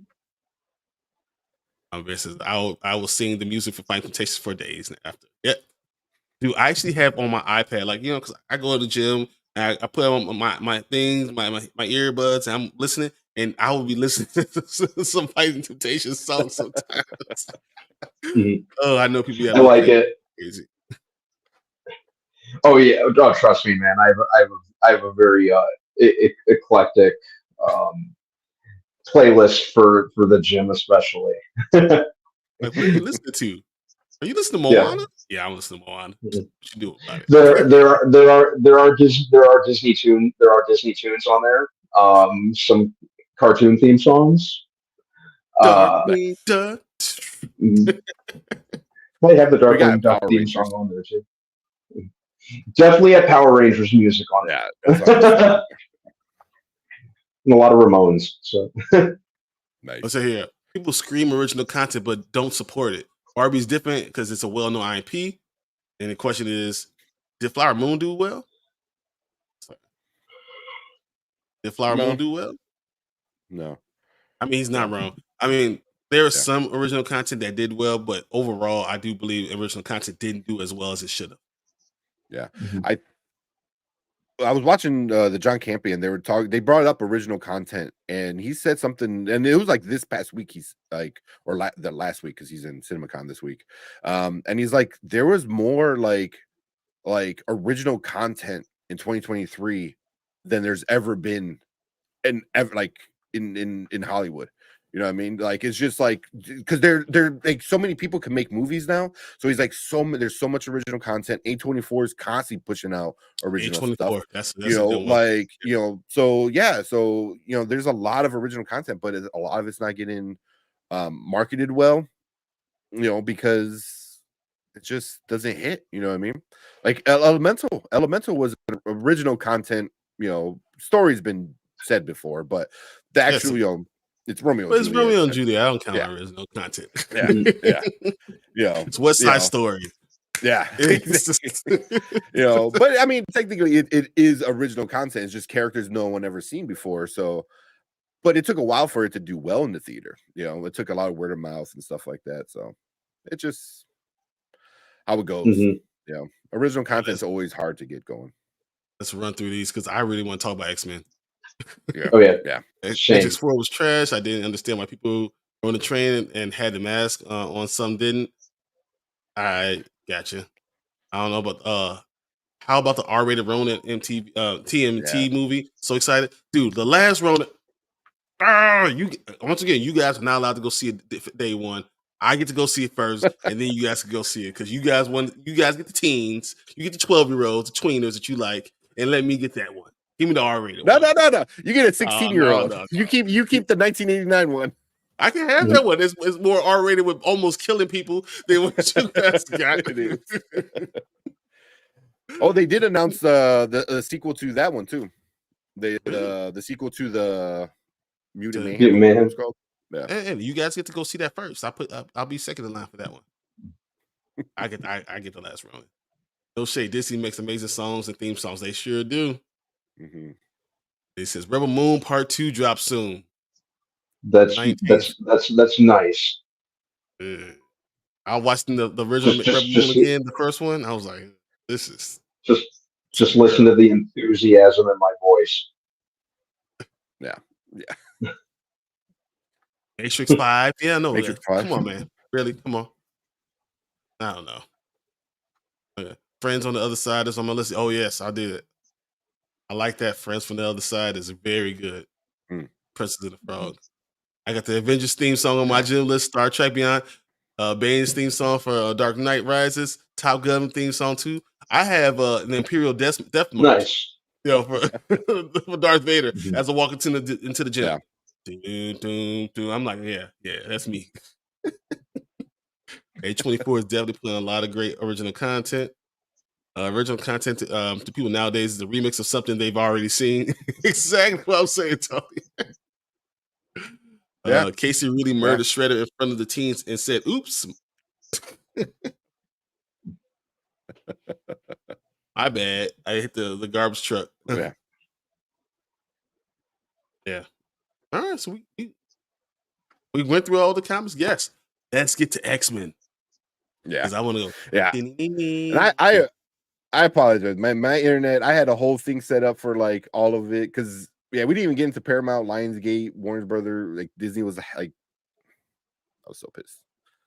I literally went upstairs. I was like, I'm gonna drop kick my router. Oh man, but yeah, let's get into the X-Men stuff, man. I would have paid money to see that. Do the office space thing, take it out back with the baseball bat. That'd be good. Oh man. All right, let's do this X-Men because I'm super excited to talk about it. All right. It's good. All right, what is up? Welcome to the Spoiler Kings. My name is Tim Kramer, Brandman Brandon, Brian the Grizzly, and we're going to talk about X-Men 97, Episode 5, Remember It. Oh, man, yes, we are. I definitely remember that title because, man, holy shit. This was like, how many times you guys watched it? That's a better question. It's been probably about 5 times for me at this point. I haven't watched that many times. Only 3, and I was watching it as we were talking right now too. Again, I think I had to play it in the car. I actually have it on my bigger screen right now. just contemplating in the background. Oh, it's so good. There's so many Easter eggs. There's so many things that are going on. Oh my god, it was so good. Yeah. So first off, there are some people saying that this episode was messy. I'm in a group on Discord, and one guy was like, it was an okay episode. It was a little messy. And then I was like, after watching it a few times, I'm like, but I feel like I get why somebody could say that, but also I feel like it's done on purpose. Because the animation is messy because the only thing I remember. Oh, the story. Well, it is. It's adult content for people that grew up with X-Men. It's adult content. The stuff that's going on is very adult. The stuff with Rogue is very adult. The stuff between Scott and Jean is very adult. The fact that Cyclops is still talking to Madeline Pryor and still kissing her and all stuff with Jean, the next room. Boo, dude, come on. With Jean and what she doing with Logan, crazy. But all this stuff is actually things that are happening. That actually happened. And then they explained it too. The whole idea of Magneto and the island and seeing him using Xavier's image there. It's such blasphemy with that. It's so bad. It's exactly the exact opposite what he's about. He's all about integration and all this stuff. You're gonna use we're gonna segregate. We're gonna have our own island. You're gonna use his likeness. What? Come on, man. Which is symbolic because something happens at the end with that statue. So yeah. But I mean, people calling it messy. Like I get it, but also I feel like it's supposed to because there's a part in the episode where shit really goes down, and then from there on out. Like the last 10-ish minutes of the episode is just so fast, but I feel like it's done on purpose. You know what I mean? Because it's an ambush. So all the characters are like, it's very confusing for the characters. So I feel like as a viewer, it's just everything's so fast paced and moving and happening, and everything looked gorgeous on the screen. So I can see why somebody say it could be messy, but also I felt like it drags you in because you're part of that mess now. You're just like, what's going on? Because they're all trying to figure it out too, so you're part of it almost, and I thought it was so well done. It was so well done. I mean, from the beginning, from the jump, it was just so good. Even on the jet, the fact that how did those three go? Right? Like everything and Gambit, like Gambit was like, "Oh, you going together? Oh, not without me, Cher." Yeah, everything about it, like the character interactions, all the drama, because like I've always kind of looked at X-Men to kind of have like a soap opera type feel when it comes to like kind of the character interactions, romance, that sort of thing, like the drama. So I've always kind of always got like a kind of soap opera vibe from it. So I liked the way that it bounced around in that regard. I like. He always says last time on X-Men, just like a soap opera would be. Last time on Days of Our Lives, like he always recap just like a soap opera.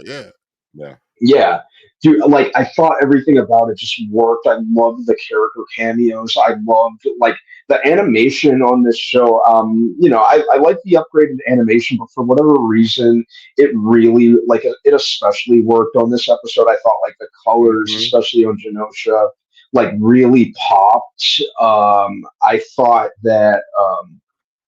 Like it just from an aesthetic standpoint, it just worked. I liked like Cyclops's like tirade, like his monologue was when he was being interviewed was awesome. Like I was like, oh shit, are we gonna get Millicent Cyclops soon? That was my god. And then I'm just still saying, dude, when you doing that, and then you're kissing your ex or whatever, the baby mama, like mentally knowing that the other clone of her is in the next room and she can read thoughts. What the hell are you doing, man? Right. Oh, and then seeing Cable, that was cool. And then man, and then seeing the cube. So was that Cable coming back with the cube, or is that something a bigger sense for more of a villain that's gonna be taking over? All the other extra characters, all the characters that are in here were characters from X-Men comics that you've seen. No matter if you're talking about the Dazzler. I mean, I was talking, Tank about that in the back. Everyone was there. It was so good. They didn't forget about anyone. Because they also went back to the old cartoon and pulled out the random people. Leech played a big part of this one, and he was big back then. So so they brought a bunch of people out from the comics. From the old TV show and stuff like that. So it was we had Dazzler like looking like she did in the arcade game and in Pride of the X-Men. It's funny because they talked about in the segment two episodes ago. They talked about like, oh, she had a new job, and then we see her in her new job, which is pretty good. Yeah, I love that Multiple Man showed up. Friggin' Hellfire Club was there. Like dude, like I'd watch an entire episode or like a miniseries just about Genosha because Genosha like felt like a character all its own. It was awesome, and it just kept me engaged. The way that it jumped back and forth between what was going on in Genosha and what was going on at the X Mansion. I liked it. I could definitely see how someone could think the episode was messy. I wouldn't call it messy. I would call it packed or jam packed, but in the best way possible. I liked that it was jam packed. I liked that there was a lot going on. It kept me engaged. It kept me on my feet. This whole show so far is just like a lot of nice. Nightcrawler. Nightcrawler. You did your thing in this episode. You did your thing. Yeah. It was so cool to see Nightcrawler and the original voice actor back for him as well. Yes. I like that. I liked that callback to the because I think he was only on just that one episode in the original series. Yeah. So it was cool to get that callback. Yeah. Yeah. Nightcrawler really just one episode. Yeah. So yeah. Also, I liked when they arrived at Genosha. I liked that like calypso style remix of the theme song that they did like as they were arriving and landing in Genosha. Yeah. So that was cool. Yeah. Yeah. The whole thing was like you said with the animation though. The animation was just I felt like it was like the normal kind of how the show is, but when the big battle at the end happens, I felt like the animation was like knocked up a notch. I was like, this just looks absolutely so amazing. Like Mhm. and that's what like it literally I was at work watching it the first time, right? On my lunch break. And then like I forgot I was at work, man. I was like legit like glued to my phone. I'm like, and just I was amazed on how gorgeous it looked and then everything happening. And it was, oh man, and then like for me, as I finished the episode, I was like, Gambit is the true form of a gentleman. He gets told the truth, and instead of flipping out, getting angry, he's like, listen, I was cool with what we thought we had. Things obviously changed. He goes, you want to do this? We're just friends. Yep. He goes, I'll be here when he breaks your heart. I was like, damn, bro. And he walked out. He looked smooth too. He was like, uh-huh. I was like, all right, I see you, man. Yeah, but it's like he kind of like respected her like decision. He didn't get mad at her hiding it because like technically they're not a couple, but they kind of are. So she came clean, which I liked. He didn't find out by something stupid. I appreciated that. He already knew. He already knew, but he didn't like. I don't know if he knew though. I think he kind of knew, but he didn't have proof. It was 4 o'clock in the morning. She's walking out Magneto's bed. I like that she did tell him. Yeah. She did tell him, and he was cool the whole time. And then after that, he's like, "Cool, we're just friends. You do what you got to do." And he was just super cool. And then even until the end, I was like, "Badass, dude! You're such a badass." Like I never liked Gambit more than I ever did in this episode because it just shows. Yeah. Super cool. And he's always been one of my favorite X-Men characters anyway, and this just amped that up. This just made me even more of a fan. Kyle said, Gambit not a harasser anymore. I don't know if he was ever a harasser because he only had eyes for Rogue. And they said that. I mean, even their conversation back and forth, they said, hey, it was kind of understood between us. We knew what was going on. That you were with me out, but we never made it official. You never wanted to make it official, and what it reminded me of is a dude stuck in the friend zone. That's exactly what I was like. You're a dude. You're stuck in the friend zone, but every so often she gets lonely and they get friends with benefits, but you're still not the dude. As soon as the dude walks in, you can tell he's the dude because he's sitting there with your girl, and she comes out of nowhere, floating down from the ceiling. Like it's crazy. But I was surprised that when they're doing all the dancing and twirling, and then she kisses him, and then she tells him, "No, Gambit's right." But Gambit never hears that. I know. Gambit never gets to know. Yeah, that she was going to choose him. There was a comment that said this show's like a soap opera. Brandman just said this show's like a soap opera, and we're talking about it like it's a fucking soap opera. Like it is, though, man. It's a soap opera for like 30, 40-year-old men. Because it's what it is. It's like it's not even about the mutants that much compared to like the relationships that these people are having together. You know what I mean? Like you say that, but what does Cyclops say? Yeah, we're not like you. Yeah. We're pretending to be like you, but if we were like you, y'all all be dead. We're better. Yeah. So what was crazy is that Cyclops went Magneto. Mm-hmm. He went Magneto. Yeah. He was all on his side. Like, whoa. I got a question though for you guys. Is it possible that Magneto set some of this stuff up? Dude, that's what I've been saying. That would be interesting. That's what it's a lot.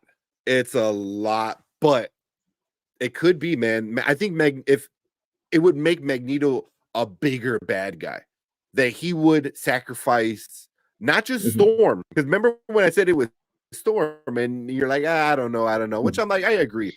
But now I was like, bro, like, but this isn't how you wanted your dreamland to be. You know what I mean? So it's like you wanted to be above, not equal to. You know what I mean? So yeah, I I think so, really man. do think I think Magneto is really trying his hardest to turn over a new leaf, if for no reason, out of respect for Charles. Think what you will, but he did have a lot of respect and love for Charles despite their opposing views. So I really do think, Yes, from you're a right. from a developmental standpoint, I think he's really trying to do right by Charles. I got a few things of evidence. I was like, I want to present to the audience. You guys tell me. All right. One, he used Charles' name, image, and likeness without anything. Like this happened. This had to happen recently in the last couple of months. And he has himself posters of himself everywhere. Right. Here's two. When Gambit went to go get an apple, and it said $10 for an apple, Rogue brought the apple for him. Where did she get the money from? Rogue isn't visit Genosha either, right? That means Magneto gave her cash. Knew they were going to here's some money. He already knew what they're walking into. I'm just saying the dude knows too much is going on. And then the council is so interested in pushing him forward. I feel like that was a publicity stuff for the camera, and they knew what they were doing. Matter of fact, what's the human lady that's there? Senator Cooper. Yeah. What if that's Mystique? What if that's Mystique? And this is all a plan. I'm just saying, the creator of this thing shows that you think this is good. Wait till 8, 9, 10.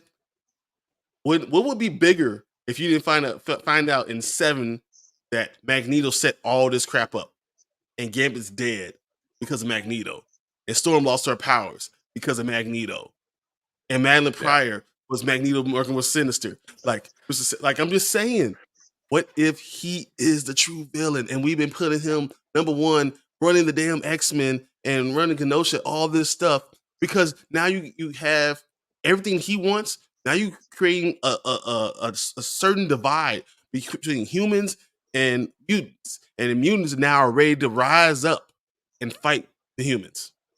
He sacrificed a couple million and gained an army. You know what I mean? So yeah, but that wouldn't just make him more really fucking evil, man. Like really, really evil that he could do that. I mean, that's a way to make him the bigger bad guy, But if they don't go that route, and if he's like Brandman saying is legit trying to be a good guy, I'm cool with that too. But if they do that, like you said, and I worried about that too when they got rid of Storm, because I was like, who's the only one who's at your level at this point? Phoenix Omega is gone. Omega level problems. Get rid of Storm, right? Then you get rid of anyone who might have a high moral compass, right? Yeah. Get rid of Gambit. You can manipulate all the others because Scott is totally in his feelings. He's got issues. Yeah. Jean Grey is in her feelings. She has no idea what the hell's going on. She know what's up and down. You can run them. Yeah. I'm just saying. To me, my X-Men. Exactly. Yeah. Yeah. I mean that's the thing. But either way, whoever is the bad guy, because if it follows the comic book, because this all happens in the comic book. I think in the comic it's like legit 16 million mutants are like killed in the comic book. I don't know if they're gonna go that route, because like legit everybody on the island died, and obviously at the end of this episode not everyone died. So they could still say a couple million, which is still a lot. And most of them kids. Yeah. Oh my god. But yeah, so say if whoever is the bad guy, I think this leads into Storm coming back even bigger, better, and more confident to be the leader of the X-Men, because Cyclops is kind of mentally in a different place. Yeah, I think he's got to worry about. I think it goes. There's the storyline with X-Men Uncanny or X-Men 113 or something like that. The storyline with Cyclops leaves. He can't do it. I can see it. Yeah. And then once Madeline tells him that Cable visited her, all bets are off for him. Yeah. Yeah. Because I mean, he had a kid with a clone, and then you send that kid to future, and then you find out that kid grew up and now came back to the past. It's like, what? Like that just like breaks your brain. Just like, no, I'm done. I need to sit out. But and then it just brings Storm back. Like more confident. Like I got my powers back. Like I understand what it is to not have powers, so she can relate to the humans more. And now she can, but I also am a powerful mutant, and I see her coming in and where we started off, where we were angry with what they did with Storm, and it ends off with her being in charge. I'm cool with that, where like she gets her powers back and she's just like, here's the bad guy. You know what I mean? And if it's Magneto, that'd be cool, but I don't think they're gonna go with the bad guy with the comics, because in the comics it's Charles's sister. And I don't think they're going to go that route, because they never talked about her. No, but she also could be that character I said was Mystique. That could be Charles' sister too. That could be who's doing it too. Yeah. But I don't think they're going to do it too either. You guys go ahead. I'm going to run to I need to go back. Yeah. We're going like theories and all this crazy shit. But also that character, was it Cassandra Nova, I think her name is. Yeah, Cassandra Nova. Xavier's. She's gonna be the bad guy in the Deadpool movie. So I feel like Kevin Feige wouldn't or that's a good setup that you introducing her, and they fix it by Charles coming back. All looks lost. Everyone's down. Go that route. Magneto's won. Cassandra Nova has done exactly what she's supposed to be doing. They're in cahoots, and Charles comes back and rallies everybody. Yeah, it could be. I'm good with that too. Like it's so good, man. It's so good. Like it's if they do time travel stuff, like if a Storm from the future comes in, I'm cool with that too. I don't know. It's just it's at a point where literally anything can happen, and I think there's almost no wrong direction they can go. You know what I mean? I feel like we're at a point. It's in Marvel. We trust. You've done it. Whatever you decide to do, I'm with. Who you with? I'm with Marvel. Whatever you guys decide. X-Men. Let's go. Yeah. And it's just insane, because like this show's not for kids, man. I mean, it was barely for kids in the 90s. You know what I mean? But like, this show is for us. It's definitely for people that grew up watching that show and loving it now. Yeah, it grew up as we grew up, which is great. The themes are like very, very grown up, that they're going for. It's not necessarily for like kids or like people that are getting into the show, even though it is very accessible to them. But this is for the people that grew up with the original series. Like it grew up along with its audience. I like that. They're really, really, embracing the fantastical elements of it, and it's just very well written. It's very well put together. So hopefully Marvel maintains this energy. They kind of needed this show, because they were just unfortunately just kind of cranking out any and everything, and the quality's been all over the place. So I hope they maintain this with the future endeavors, or like the future content that they put out. And when a show has me impatiently waiting for more, so much so to the point where I'm watching every episode 5 or 6 times just to tide myself over while I wait for the newest episode, you're doing something very right. It's at a point. This is a form of torture, waiting for the next episode. It's wrong with it. They shouldn't be doing that anymore. How did we do this when we were kids? Right. We had school. No one wants to think about this for class. I mean, anything else. I mean, this is terrible. Work. We watch this during work. Yeah. I mean, exactly. I'm on my lunch watching it. I was like, oh, you gotta go back. No. I got 5 minutes. Man, you guys are in the comments like a lot. Oh man. Sorry, we were kind of going off. X-Men time. No, I think it was all necessary. Oh yeah. Sure. This sure is not for kids. It is not. Going because you guys are kind of like talking about. So Retro Nerd Girl said, "I'm so happy people like this. I was worried that it wasn't going to hit the audience, but so far so good. I need to watch the original show. Do I need to? No, you don't.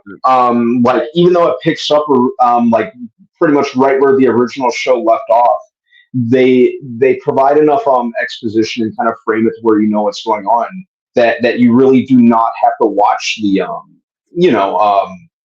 original series to it really, like the pacing, especially with episode 1 and how they kind of do a recap through dialogue, through exposition. You pick up straight away. If you want to watch the original, totally up to you. But to answer your question, Richard, no, you don't have to. Doesn't hurt. It's all relationships right now, and they've identified all the relationships, and you can see exactly what's going on. So if you understand relationships, you understand rudimentary like knowledge of what X-Men is. Like that's all you really need, because they've done such a good job with the character development in this cartoon that's only going 30 minutes. Let's go. They know what they're doing. Yeah. Man, I'm hoping Marvel's realize why this is so good, and they're taking notes, and they're taking it back to everything else they bring after this. Because anything that doesn't hit this quality, I'm going to be pissed, because you should maintain these things now. Yeah, exactly. And I think I responded to this in the comments. I was like, all you really got to do is watch like a YouTube video, like a catch-up YouTube video, and you're good. Yeah. Because then, like Brandon said, the show catches you up enough, and that's it. So, yeah.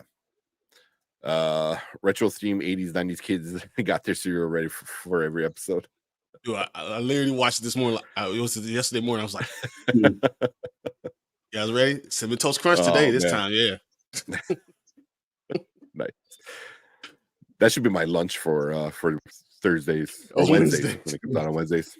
So I can just eat cereal for lunch while I watch the show. Tony said Gene wanted to wrestle with Logan for a few hours. When Logan is pushing her way. Yeah. Dude, that's which is unusual. Which is unusual for him. Yeah. I'm still can't believe what Scott did. Like, dude, it's almost like messing with your girl's sister, with your girl next in the room next door. It is like some crazy ish. Like it just doesn't happen. And especially with a girl who could get in your mind and just unravel it from the inside out. Like, what are you doing, bro? Scott was freaking. That's your fault. Scott was freaking wilding out this episode. It was. I love it, but I love how much they're adding layers to him. Like we were missing this with Scott Summers for a while. So just to make him a more rounded character, with a character arc and clear like flaws and screw ups. Like it's awesome. Like I said, I like that. Like there were times I'm like, militant Scott Summers is coming. Oh yeah. You see it coming. Xavier said, I love the fact that the show doesn't shy away from the source material. Yeah, exactly. Yeah, they definitely go. They embrace the source material, which I really like. Cartoon, and I could go back into all the comic books that they're pulling straight out of. It is so cool, and this is what you need to do. Although I'm a little, go ahead. Yeah, I'm a little afraid though, because I know if they're following the comic book storyline, because right now they're in like the early 2000s Grant Morrison stories, right? Like that's what's going on with Genosa and stuff like that. What follows is when I kind of stopped reading X-Men because I stopped caring. Doesn't Scott walk and I don't want away? to spoil it. I feel like he walked away. That's a different storyline. I think that's an older storyline because they're taking old stuff and so new it's stuff. before. So this is so like the Scott whole walked away Goblin Queen stuff is before. old. Like, because remember I told you we talked about Madeline Pryor before. Yeah. The reason they brought Madeline Pryor is for Scott to have a Jean Grey variant to grow old with and to go on his own way, and then they decided to bring him back. So yeah, you're right. So this is after that. So yeah, they're kind of mixing the Pryor stuff with the Emma Frost stuff. Because Emma Frost in the comics winds up having the mind thing with Cyclops, and then when Jean comes back, she's like, "Wait, what?" So they're kind of taking stories and mushing them together, which is fine. But the main story was what's Genosha, and now what I think is going to happen. Maybe not this year, but probably next season. I'm kind of curious to know what happens, because then when there's nothing on the line, you know what I mean? When life and death doesn't matter, then the story doesn't matter. You know what I mean? Like this episode was so impactful because you're like, oh my God, this person died, this person died, this person died, all these people died. Yeah, and that's kind of like it hits you in the heart. Tank, you bring up a very good question. Is Magneto dead? And is Gambit dead? Yeah. Did they kill two of the main people in this episode? Yes or no? You want to go, Brendan, or you want me to go first? I'll go first. I don't think I'm not even sure both of them are dead, to be honest. Even though it would add stakes and just kind of reiterate the concept that really no one is safe. But X-Men never stay dead. And not only does that goes for all comic book characters, but in the case of the X-Men, it goes especially for them. They never stay dead. So I'm not sure Gambit's dead. Magneto definitely not dead. This is all planned for Magneto once again to look like, and he rises from the ashes like a phoenix, and now he's the unquestioned leader of all mutants. I'm telling you, man, he becomes a martyr. But now he went from villain 3 days. Don't wait. He's going to wait 3 days, and he's going to come again. Oh, that's too much, man. That's too much. If it happened, because this is 5. Wait, this is 5, 6, 7, episode 8. He rises from the ashes. Oh, I hope not. I hope not. No. Yeah, same. I really hope he's serious about turning over this new leaf, because I kind of think it's a good kind of character arc for him. So we'll see. I agree with what Tony says. That's what I think. Yeah. Well, I missed it. I'm like way up higher. So I think both Dead and Bishop and Cable will go back in time and change it. That's what I'm thinking too. If they want to veer away from the comic book a little bit, I'm cool with that.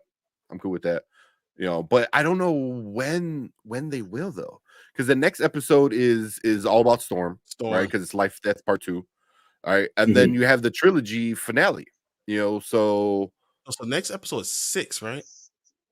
6. Then it's 7, 7, 8, 9, and then 8, 9, 10, right? Or is it 7, 8, 9? I thought it was 10 episodes. I thought there is. I thought if there's 10 episodes, then there's a 7 that's going to set up this 3-part 8, 9, 10. Oh yeah, there is. Yeah, so there's Life Death is next week, and then there's one called Bright Eyes, and then you have your trilogy at the end, part 1, 2, and 3. So 7 is Gambit, coming back. Could be Cyclops. It could be all about Cyclops, because they need to figure that shit out. Right. Well, yeah. So, yeah, I don't know, but I think Gambit is dead, and I think Magneto is not. But yeah, and I don't want to get into spoilers, but the comic books start doing things where I was like, and that was around the same time. It was they go to a different island. There's another island involved, blah blah blah, this and that, and stuff starts happening, and I was just like, okay, I don't. You use it as a story, as a backdrop, as something that you need to start up with, but then you go from there. I think you can put your own content after that. Yeah. Because they always go to Inferno. I don't remember if it was what we see. Inferno after this. They could decide to do that. Inferno run it's good thought process too. I mean, so we'll see. Yeah. Mama Bear said, "Never apologize for full nerdy. I enjoy it. Can't help it, man. Yeah, when we go full out, we go full out. Oh yeah. Usually it's just me and him arguing. No, I'm just sitting here mentally spectating. We're both on different nerdy ends, and we were like, yeah, that might be true, but no. But I guess that's what this show is doing. Is I think Kyle, I think you said it earlier. I got to scroll back up and find it, but you said like people were mad at Morph. People were mad at Morph because he's like a non-binary character, which makes sense just for a person who can be man or woman or anything, you know what I mean? So it's like whatever. And it's not even that big of a character in the show so far. He cracked like 3 jokes and that was it. And then people were saying Gambit was gay because he had the crop top. We were making fun of like that was stupid. It's in the 90s. It's set in the 90s. Crop tops were a thing. Yeah. And obviously this episode show he's just a badass, so that went out the window. But the thing is, like, if you're able to make the story good, and able to bring so many people, if you don't give ammo to those kind of people that cry about stuff like this or that, then they have nothing to say. You know what I mean? Like, you're making a good show that is told well with good stories, whether it be with a female kind of main story with Rogue, or even with Storm. Storm's big stories coming up. 2 big female kind of parts in the show. Jean Grey, the Goblin Queen, that was a big thing. So you're doing triangles, and that's the best way to do it. Do triangles. Multiple triangles builds a very healthy foundation. Just does. Yeah. There's good storytelling and stuff like that. And then those kind of people who want to complain about this and that and all that stupid stuff, they can't complain about it because it's good. When things are good, you can't complain. Like, it's simple as that. I know it sounds stupid and like, yeah, that makes sense, but yeah, that's like somebody tell Kevin Feige, a few years ago. Hey, yeah, don't do what he did in Fit that Fit phase. Just make it all good content, and we don't matter what you do. But with that being said, let's finish this talk. Yes. With our teaser trailer, so we can watch this and then. Oh man, I haven't seen this yet. Yeah, me neither. I'm excited, man. All right, here we go. You have to get everyone out. He's coming. If only you knew the future we have in store. While you X-Men have been holding hands, we've been placing dominoes. You think there's really going to be a war? We shall not live our days wondering if we could have saved more. We face this as we always have. Together. What? Let's go! Yes. Captain America, let's board. Y'all had me at hello. Oh my god. Dude. What? Really? Who's guys? Is that Wolverine? Maybe that's kind of what I was. Captain America. What? Oh, go back to a few. I want to see who turned silver. And like Flash, it looked like a female character. I don't know where it was. I was like, oh, who is that? Sinister. So I think he's gonna play a bigger role in it. They teased him a lot. That was damn. I mean, yeah, I can see why people are freaking out about. Yeah. I mean, most of it is like, it was a 30-second trailer, and like 20 seconds of it is all like stuff we already saw before. but this is interesting. Yeah, I think that was from the first episode, wasn't it? So Was you it? guys been sitting around, Yeah. I think it you know, we've been putting pieces together, like like chess pieces. There's a dominoes. Dominoes, yeah. You've been setting everything up to fall. That's the interesting one. Oh God, man, this look right here. Woo! I mean, Rogue would go ape shit. She was about to like sacrifice herself, and then Gavin's like, no. Storm looks like she's coming back to form. Oh, Forge looks injured. Yep. Like we get some fighting. Oh, and he got his sabers. Oh yes. But come on, if that don't get you excited, I don't know what will. What? Dude, this is it. I'm so excited. I'm so excited. I love this show so much. I don't remember the last time, or Marvin said, just play the whole thing again. I mean, you can play it one more time. Why not? Oh, man. Yeah. You have to get everyone out. He's coming. If only you knew the future we have in store. While you X-Men have been holding hands, we've been placing dominoes. You think there's really going to be a war? We shall not live our days wondering if we could have saved more. We face this as we always have. Together. Whoa. And then Storm at the end. Exactly. That's why I'm Storm the one saying that, like the leader, right? Yeah. Is that the only? I felt that way too. Although that might be from the last episode, right? From which one? That might be from when she was still when she was still with the X-Men, right? I don't know. Did that what she was saying? I don't know. I don't remember. Face it like we faced together. I don't think they all fought together like that. So I think that might be the only news. Yeah, maybe. I was watching it because but damn, man, this Marvin said, is such a good show, man. Man, I don't think I ever felt a show that brought me back to being a kid again. Than this show. But as an adult, this is adult content happening in a show that you watched as a 10 and 12-year-old.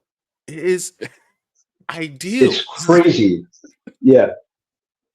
So your 10, 12-year-old gets in the fields, and then your adult understands what's going on because this is adult stuff. Yeah, he has the blue ones, I think, right? Yep. Yeah, he has the blue ones. Yeah. Would that be Rogue that has the yellow?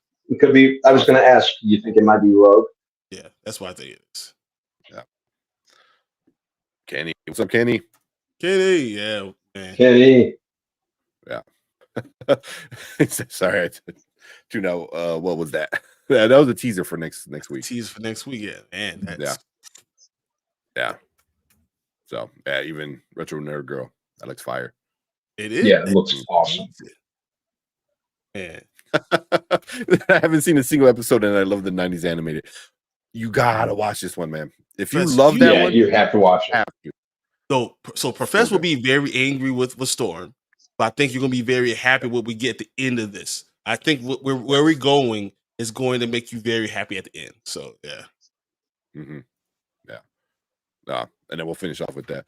Yeah, I love when that happens, when a show takes you back to being a kid again. Yeah, it does, but then it also is like you're able to understand it more because you are an adult.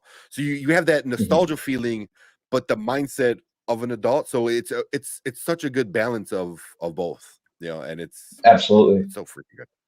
So freaking Omega level. Let me make that a soundbite, dude. That was dope. It's so epic. Yeah. Storm walking on the sand and then turning into glass too was just No, but he did say that to Magneto when he was clutching them to his chest. Well, that too. I just automatically associate that line with Storm on the first episode too. Mm-hmm. Man, this show is doing it right. They know what they're doing. Oh my god. Yeah. I don't even know how I'm going to cut this up because it's just us going off on theories and rants and stuff on how awesome the show is. But just say yes. Yeah. And then we'll do this little thing at the end. But yeah, and that's one thing I would say. So DeMeo, I think what was his name? Brian DeMeo, I think he's the showrunner for this new one. He wound up getting fired a couple weeks before the premiere came out. They don't know why. They didn't tell us why, I should say. They didn't tell us why. There's theories out there that he had like an OnlyFans account and, whatever. I don't care. As long as he was doing everything legally and with consenting adults, I don't give a shit what he was doing. Bring this man back. Bring this man back. Like I said, as long as everything was legal and consenting adults, I don't give a shit. Like, bring him back and have him write Secret Wars. Like, you need to stop. Like, stop. Like, I don't care. Like, this dude needs to come back. Give him a bunch of money and change his name. Have him be a ghostwriter or whatever. Like, this man needs to write more X-Men episodes. I don't care. You can I don't care. All you want, bro. Care. Do whatever you need. He like all he wants, man. It don't matter to me. I'm all for it. He needs to come on. Yeah. But like I said, that's only a rumor, so we don't know why. Yeah. No, but right before this episode dropped, or right when this episode dropped, he came back on social media. He was gone for social media for a couple of weeks, came back, and he came back. He knew when he was like, hey, fire. He knew Five was fire. He's like, I'm coming back. Yeah. I want my flowers. Everyone bring my flowers. Yeah. And I think for the most part, people were like, yes, dude, you're it. Yeah. So yeah. That's one last thing I gotta say. But all right. Dude. My computer's crapping out. So I know we want to watch the Joker trailer and at least one other trailer. But I know, Brian, you need to run them because that's my internet. Just talk. It's just crap. And I'll pull it up. Yeah. Joker and I don't know whatever else was big. What other trailers were there? But I get that. You guys just do the show stuff. Yeah. I'm trying to think of what dropped for CinemaCon. I mean, we haven't reacted I to think Fallout. it was that. Yeah, but the show's already out, so that's true. We don't need a trailer. We'll watch the show and review it. I know you guys don't. That's the new James McAvoy. Which one? The Evil season 4. Yeah, that's true. It's the Evil season 4. They had a trailer. Then Speak No Evil, James McAvoy. That's what you're saying. Speak No Evil. That one dropped yesterday, I think, for the WB. Shoot, Young Woman in the Sea is out. I don't know. It's based on a true story. I don't know. It's Daisy Ridley. She like swims the English Channel or some shit. I don't know. Like, I don't know if that's gonna really hit. I know. I don't want to see it. So, like, I read the synopsis. I was like, I kind of like. I know you said like the Conclave, the one with like them picking a new pope. I'm kind of curious about that one. Like, it sounds stupid, but like great actors, and I feel it's gonna be very Game of Thrones kind of like, like it's gonna be some weird stuff like that. It sounds weird to me. That's what I'm saying. Yeah, because I think it's a process that like not many people know. So I wonder how much is true and how much they're like exaggerating with stuff like that. But I'm kind of curious with that one. Phrasing, Brian. I don't even know what you said. Oh, I missed that one. Kenny said, "How dare they soften us up last week? Totally destroyed us this week." Right. That's because last week's episode was fun. It was cool, but it was definitely a low. And then this one just like it rips your heart out. Yeah. All right, guys. You want to run it? I have the video set up, so go. Was it for Joker? Yeah. Cool. You want to pop it on the screen?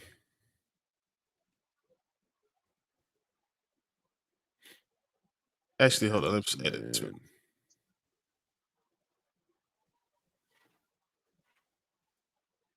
All right, that's better. There you go. Did it move? Yeah, I moved it. Yeah. No. Like, did it move before? We used it yesterday. The ISD pylon. So yeah. That's how I know. Okay. Nice. That's getting a copyright. Nice. Oh man, but cool. All right, let's do this. I haven't seen this trailer yet.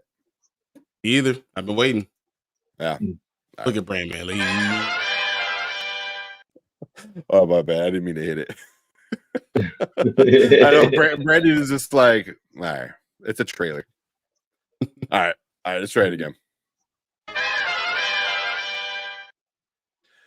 All right, welcome to the Spoiler Kings. My name is Tank Kramer, and with Brandman Brandon, Brian the Grizzly, and we're going to talk about the new trailer that just dropped yesterday, I think.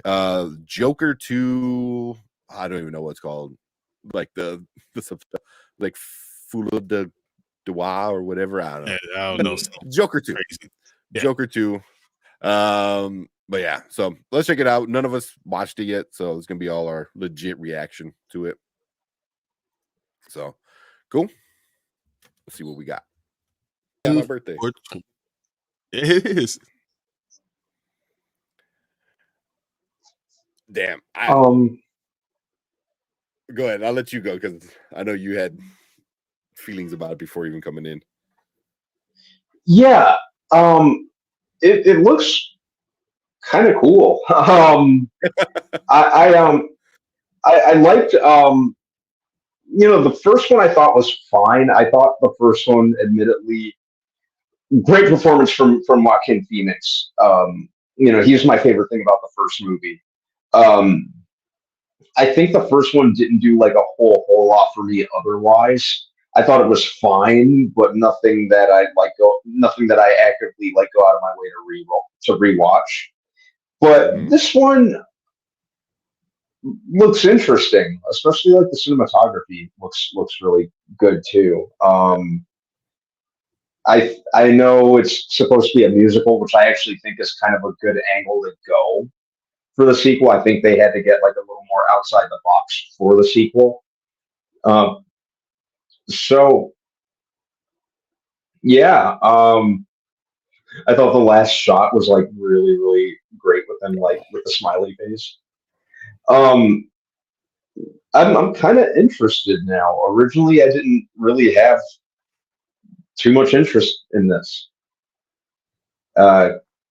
especially with the director saying, he always envisioned the first one to be a one-off, and the studio seemed like the most insistent on doing the sequel. But it looks like an interesting route to take. So I'm a little more sold than I originally was. Yeah. Mm-hmm. I mean, I was already kind of sold. I was kind of curious to see what they were going to do with it, though. After hearing about like the director, because they, like you said, it was gonna be a one-off, but then Joaquin and the director, were like, well, what if we do a sequel? How would we want to do it? And then the studio's like, we want you to do a sequel, and they're like, well, we already been talking about it. So because Joaquin never does sequels, he doesn't do sequels. I think this will be his first sequel ever. I could be wrong. Look it up, right. Anybody in chat.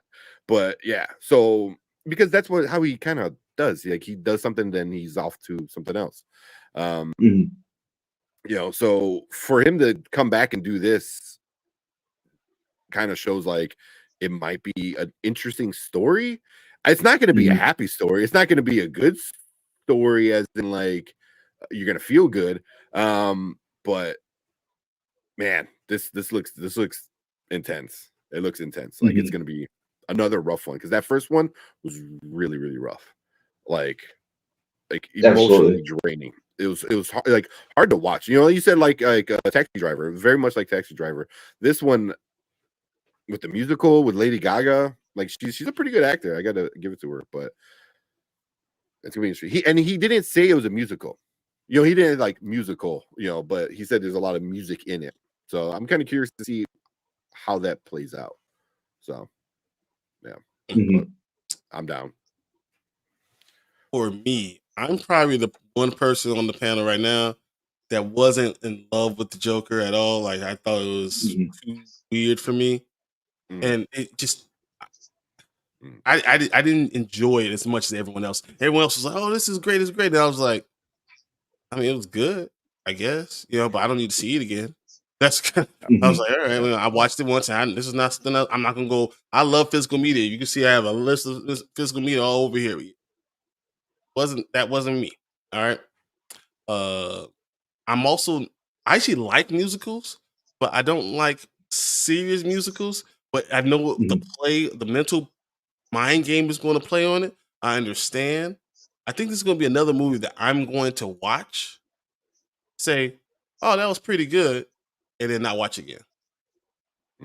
This is not something I'm going to go see multiple times at the movie theater, and it has very little to do with the movie, but more to do with me and the type of movies I like. But I believe that's where I'm going to stand on this. Yeah. I mean, it's a hard thing to do because like you kind of like the first one, like you kind of feel sad for Joker, and that's the last person you should ever feel sad for is a psychopathic maniac. You know what I mean? So I can't get past that. You know, yeah, it's definitely hard. You know, to get because then now the whole time you're like, well, is he mentally ill or is he just crazy or is it both or like what, you know? So, and now you're bringing in another, and even they're changing it looks like they're changing the Harley Quinn setup, you know, like it looks like she's not going to be a doctor. It looks like she's going to be another patient. Another patient. Yeah. Yeah. So, which kind of makes sense, you know, so they're kind of both crazy, you know, so I don't know. It looks good, but like you said, the first one, I don't know if I can ever rewatch. I think I watched it one more time at home, and then I'm like, I'm good. Like that's it. I don't think I ever need to rewatch this one again, just because it's a rough watch. You know, like it's really rough, man. That stuff he does with the little person and the clown. Oh, whew, man, it's too much for me. It's intense. It's intense. So, and this one's gonna be like it too. I feel like it's gonna be intense. Parts where you can walk out like, why did we didn't need to do that? And I feel like that's kind of what's going to happen. And it's going to be, I'll watch it and I'll probably watch it alone because my wife ain't going to go for it. so then I'm going to watch alone. I think the first one wasn't up for Best Picture. It might have been up for Best Picture, maybe, but I think Joaquin was up. He was up for Best Actor. I know that for sure. I don't know if the movie itself was up for Best Picture, but he was up for an Oscar. Yeah, so I'm down. Anything else before we jump into the comments? No, that's all I got. Okay. Yeah, all I had so far. Let's see what the comments are saying. Retro Nerd Girl said this trailer is insane. My hype is at 200%. Yeah. Same thing. Goes, I'm at 200% with you. Yeah. Marvin said, looks great visually. It does. It does. Yeah. Very, very artsy. Very, like, also the first one was kind of like that too, but yeah, it's going to have some weird angles and stuff like that. I feel like, you know, I like artsy stuff. I really do. I just don't like when you kind of like you put the mental aspect of it and you try to make it like it's a great thing. Like you should feel sorry for this person because I've always believed that you have personal choice no matter what, you know, and even if you're not sure of mental disability, that's always a angle, but it's hard to prove that when this person was working out in the world before. So I don't want it to be that. So, yeah. It's because like say like this Joker versus the Heath Ledger Joker. This Joker mental illness is a big part of who he is.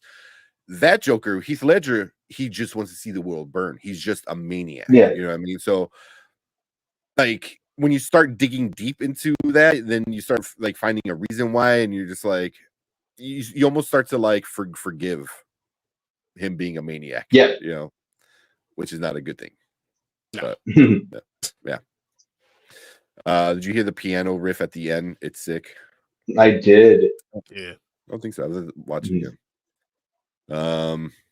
Marvin said, see how this musical goes. Yeah.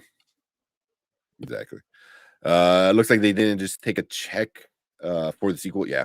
Seems like they actually have an idea and reason for bringing Arthur Fleck back and expand his history, his story. Yep. Yep.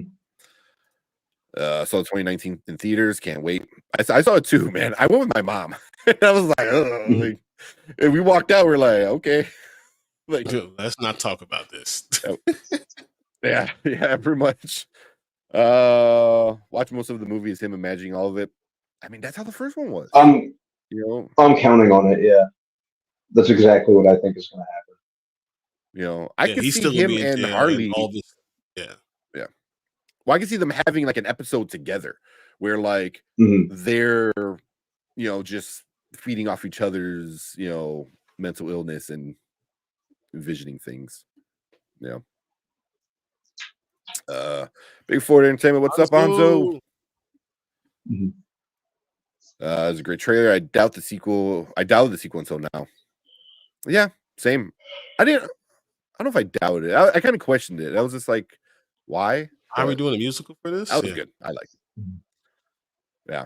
But we didn't see any of the music, so I'm kind of curious. But you get somebody like Lady Gaga who can sing. So you at least know 100%. That's gonna be good. Yeah. Decent actress too. Yeah. No, I think she's a good actress, actually. She's a good actor, yeah. Said get ready for some symbolism and weird. Love it. Yep. There you go. Hated the Joker. I hated it either. Yeah.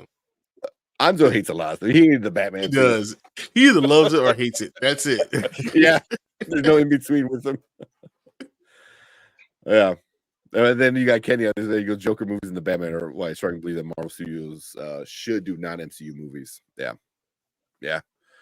Kind of keep stuff off like that. Yeah, I don't know if Marvel's going to follow DC. That this is Warner Brothers is the one that we need to follow. I don't think that's going to be the thing. No. Yeah, they won't go dark and dirty like that, but they can do like other stuff. They kind of started to with the Wolf guy, Wolf by Midnight or what? Yeah, what was it called? Werewolf by Night. Werewolf by Night. Yeah. They won't have that dark. They had dark characters you could do with Blade. You could do certain things, but we'll see. Yeah. And then Colt Lords, what's up, Colt Lords? First Joker had a young Bruce Wayne. Yeah. Oh yeah.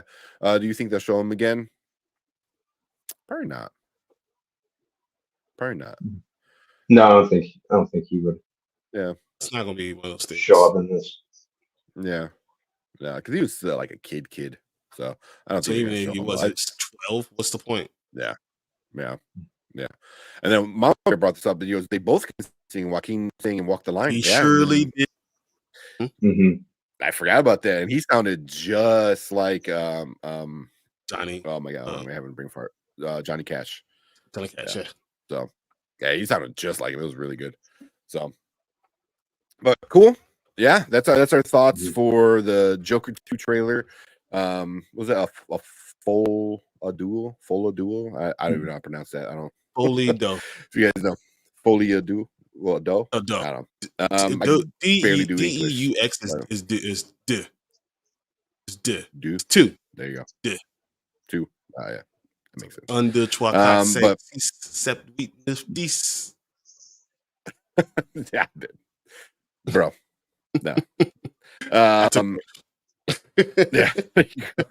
And even the title makes it seem like it's gonna be an artsy kind of movie just by doing that. You know what I mean? Like, Yeah. it's a really interesting twist on it all. But yeah, so yeah, leave a comment. Let us know what you think about the Joker 2 trailer. How you feel about it? Is it in the middle? You like it? You hate it? Did you change your kind of idea like Brandman? Leave a comment. Let us know. Hit that like button. Hit that subscribe button. Come and join us every Monday and Thursday. Talk movies, TV, trailers, comics, all that fun stuff. But we appreciate everyone checking us out on the replay. And if you're watching live, stick around because we're going to bring up our next topic.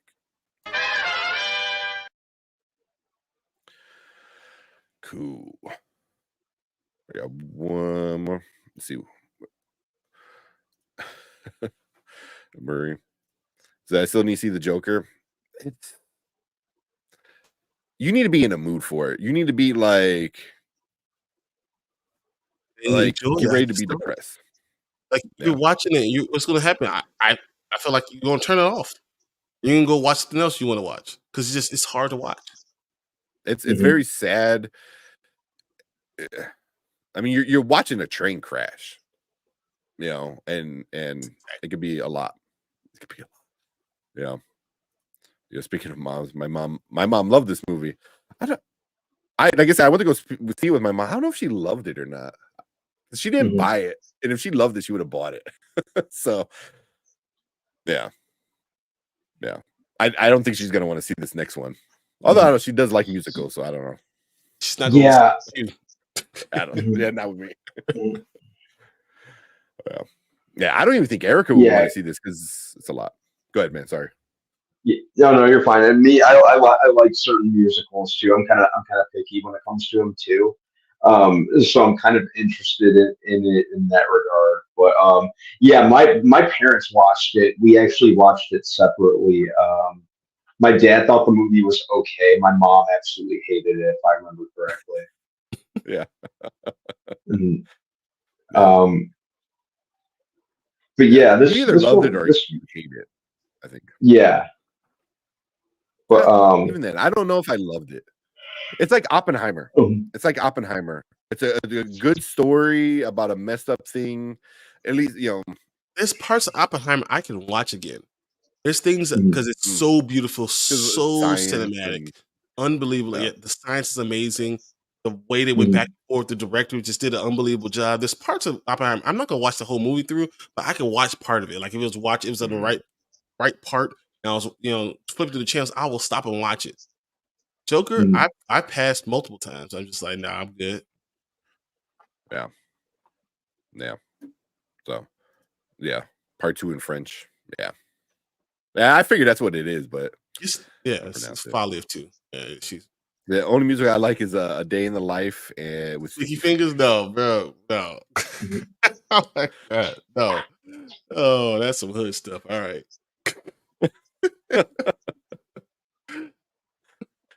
I'm not, I'm not a big fan of musicals, but there are some that are like that hit pretty good.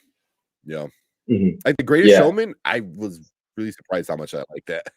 Like, I didn't think I was gonna like it. I liked The Greatest Showman. Admittedly, I liked Mamma Mia. I Mamma Mia's fine. Kind of a soft spot for ABBA. And even though and I've actually seen this play live too. The movie I thought was okay, but then I like a lot of '80s like hair metal music and just '80s music in general. I feel like I'm one of the very few people who did like Rock of Ages. You might be. Yeah, because I went on this panel. I actually liked Rock of Ages. I liked Tom Cruise's take on Bon Jovi's Dead or Alive. Oh my god, dude! I did that once. Rock of Ages. Yeah, I'm good. Rock of Ages is very much a guilty pleasure for me. Just if for no other reason, just the music. So then you got the classics like Chicago. That one Chicago, really good.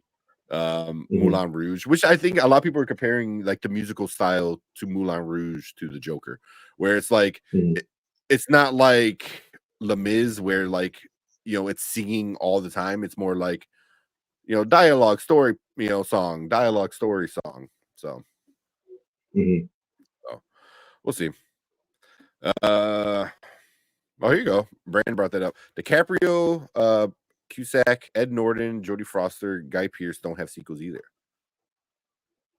Guy Pearce. No. Man, that's a good one. Edward Norton does not have a sequel. I feel like he would have a sequel. I'm trying to think though, but I don't think he does. I think he's 100% right. Yeah. DiCaprio, yeah, he doesn't do sequels either. Oh, Cold Lord said, I like La La Land. La La Land was good. It won a bunch of awards too. One I liked was Sweeney Todd. Sweeney Todd's a good one. Sweeney Todd was pretty good. Yeah, I think Bo Rat was in it. That's what got me. I was like, damn, what? Like, Sacha Baron Cohen. Like, you can sing. There you go. That's when I was still referring to him as Ali G. Yes, Ali G, yeah. Yeah, there you go. Well, he's a Tom Cruise fan, so exactly. Tom Cruise. Yeah. No wrong. Yeah. All right. You watch one more trailer? Yeah. What's that? What's this one again? What's this? Yeah, what is it? Oh, Speak No Evil. That's right. Okay. Speak No Evil. Oh, yeah. I haven't seen this one yet. I'm kind of curious. All right. We'll do a quick one. Yep, real quick. All right. Welcome to Spoiler Kings. My name is Tim Kramer with Brandman Brandon, Brian the Grizzly, and we are going to check out the new trailer, James McAvoy, Speak No Evil. People at CinemaCon got to watch it. The trailer dropped at the same time, I believe yesterday as recording this. So, yeah. So, scary movie with James McAvoy. I'm in. So, yeah, there you go. Yeah, so let's check it out, and then we'll see what it is. Cool. What the hell, man? Huh. I thought it would be a scary movie, not a movie. Yeah. Looks like Bill really just lost it after Georgie died, huh? Really?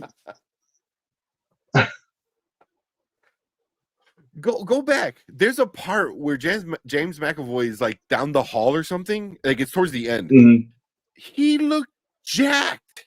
Oh yeah, that I know exactly what you're talking about. Yeah, you're muted and play it. Yeah, it's past that. Let's go from here. No. I think it's more towards the end. Yeah, there you go. Because it was like, what the hell? I don't know, man. This is like James McAvoy is such a good actor, especially when it comes to creepy. He's a great actor. He's really, really good. Yeah, when it comes to like creepy, it's weird. Like it was Split. Exactly. Whoa. Yeah, right there. Oh yeah, I saw it. Yeah. See that? Like what the hell? That wasn't him though, right? That couldn't be him. Yeah, that was James McAvoy. Why is it not? Wow. Right? Yeah, that's him. Yeah. What the hell? Yeah. Holy shit. Holy crap. That's like that's you. He doesn't look like that in the rest of the trailer. So, oh, he doesn't. No. Yeah. I didn't know Professor X can get that buff. Right? Holy shit. Hey, that looks like after you had a real good chest and shoulder workout. Yeah. Oh, yeah, that's right. It's right there. Oh man. Yeah, man. This might be a hard one to watch, man. Or at least very uncomfortable. Very uncomfortable, yeah. Very for sure. For sure. I guess it all depends on how it ends. Yeah. Who comes out on top. But man, that's intense. That was an intense trailer from the start. Just with the music playing and everything. I don't like it, man. Oh, man. But this is why your vacation friends should be vacation friends. You don't go to their house. I ain't going to nowhere. No, man. Right. Yeah. Especially not with my family. Man. Yeah. In the middle of nowhere, where you're like, oh, they don't have any neighbors, and that's when you leave, man. Like, yeah, he's like, well, let's turn back around right now. Sorry, I couldn't find it. He just left. Exactly. Kid got sick, man. Sorry. Yeah. Oh, that's man, crazy. That's intense. I have a rule. I have a rule. I don't go anywhere where I'm the only one that looks like me, and I'm the only one within like a 30-mile radius. If there's no one that looks like me in a 30-mile radius, nah, man, I need to come with either my own people there. I need some type of safety, and I don't go anywhere that doesn't look like the civilization. You'll nope right out of there, right? Nope, exactly. You're not teeing me. You're not noping me. Hitting on a couple of teacups, and next thing you know, I'm in the second place. Nah, bro, not me. Let's see what the comments are saying. Brandon said this looks more psychological. That's what I was thinking. More psychological thriller, right? Psychological horror. Yeah. Whichever. Yeah. They're gonna torture them with Kanai Joe. Just on repeat, nonstop. Yeah. Now put that kid away. Kanai Joe's revenge. Oh my god. Yeah. He plays a psycho so well. He does, man. He's got those eyes. He's got those crazy eyes, man. He's just like that look. Yeah. Oh man, don't look at me like that. Plain sick. Yeah. Looks like a slow burn when you have to wait on stuff to happen. I definitely got that vibe from the trailer. Yeah. I think there's gonna be a lot of build up, which I'm good with. I like slow burns sometimes if they're done right. Yeah, if they're done right. The Retro Nerd Girls. First of all, I love Kanai Joe's song. I hope it doesn't ruin the song for me. This is gonna do for Cotton Eye Joe what us did for I got 5 on it, right? Come on, man, come on. You don't know I got 5 on it already. Come on. That's funny. The McAvoy is swole. Like literally, that was huge. They didn't look look like the Beast. Yeah. Yeah. See that dude's like shoulder game? Did you see his shoulders in his traps? That was that dude like walking around. He has to like turn sideways to go down doorways. He said what? Yeah. He was legit like walking like the Hulk too. Yeah. He's built like Brandon. There you go, Brandon. Yeah, recreate that scene. Get a black tank top. Get a black tank top. Jesse Eisenberg got big for that. Manodrome. I was shocked. Manodrome. I gotta look it up. Yeah, I'm gonna have to take a look at that. Yeah. The kid opens his mouth. It sounds like a 1999 landline internet.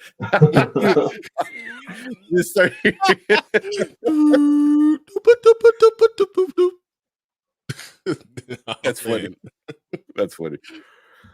Oh man, I might make that into like a clip or something like that. That's funny. I like that. There's a reason why these movies generally have people with my complexion. It would have been a 30-minute movie otherwise. Exactly. I would driving. I'm like, pretty much. Anybody for like last 15 minutes? Nope. Turn around. Where we going? Disneyland. Let's go. Yeah. Anyway, I'm telling you, if I was like the main character in like Jeepers Creepers, the movie would have lasted 2 minutes. You know what? I'm too big. I feel like I stick out, so someone's going to try to kill me first. If they don't kill me in the first 5 minutes, I make it to the end of the movie because there won't be any more movie. They won't. Jason not gonna kill me. Yeah. Oh, come on. I need to see where you at. We gonna walk the earth. It's like kung fu. Right. Just have a stick, like a long stick. Like all right, you're always on that end. We're playing, bro. We're playing. Yeah. Is that deltoids for days, dude? Right. Real. Like made me go do some shrugs. I was like, man, all right, we'll do some shrugs tomorrow. Gotta get that. Well, what was it? Speak no evil look. Brian, you say you're not going to like that Michael Cera movie, Tyrell being the only black guy all weekend at a lake house. That was an intense flick. But it wouldn't be me. I It remember just that. would not happen. There's just, you know, there's things I like there's no way I won't be in a lake house by myself. Nah, man. Nah. It's just not happening. It's Wow. not. Yeah. Yeah. Texas Chainsaw Massacre, driving along, see someone saying, "Turn around, nothing for me that way." Yep. Hey, as soon as someone said that, I would have hit neutral. On the wrong other way. Where you going? He said go this way. Yeah, I'm out. Not that way. The opposite way of the guy swinging around a chainsaw. Yeah, that's why at the end of the movie, she's trying to get in the truck, and he's just like, get in. I was like, I'm going. You better be in or not. What are you doing? We're both gonna be stuck. No. All right. But yeah, that's our thoughts for Speak No Evil. That was an intense trailer. That is it's gonna be a very uncomfortable watch for sure. But yeah, leave a comment, let us know what you think about it. Did you like it? Did you hate it? How you feel about it? Make sure you hit that like button, hit that subscribe button. If you're watching on the replay, appreciate all you guys. Make sure you come and check us out live every Monday and Thursday. And if you're watching live, stick around because we're gonna finish things up for the night.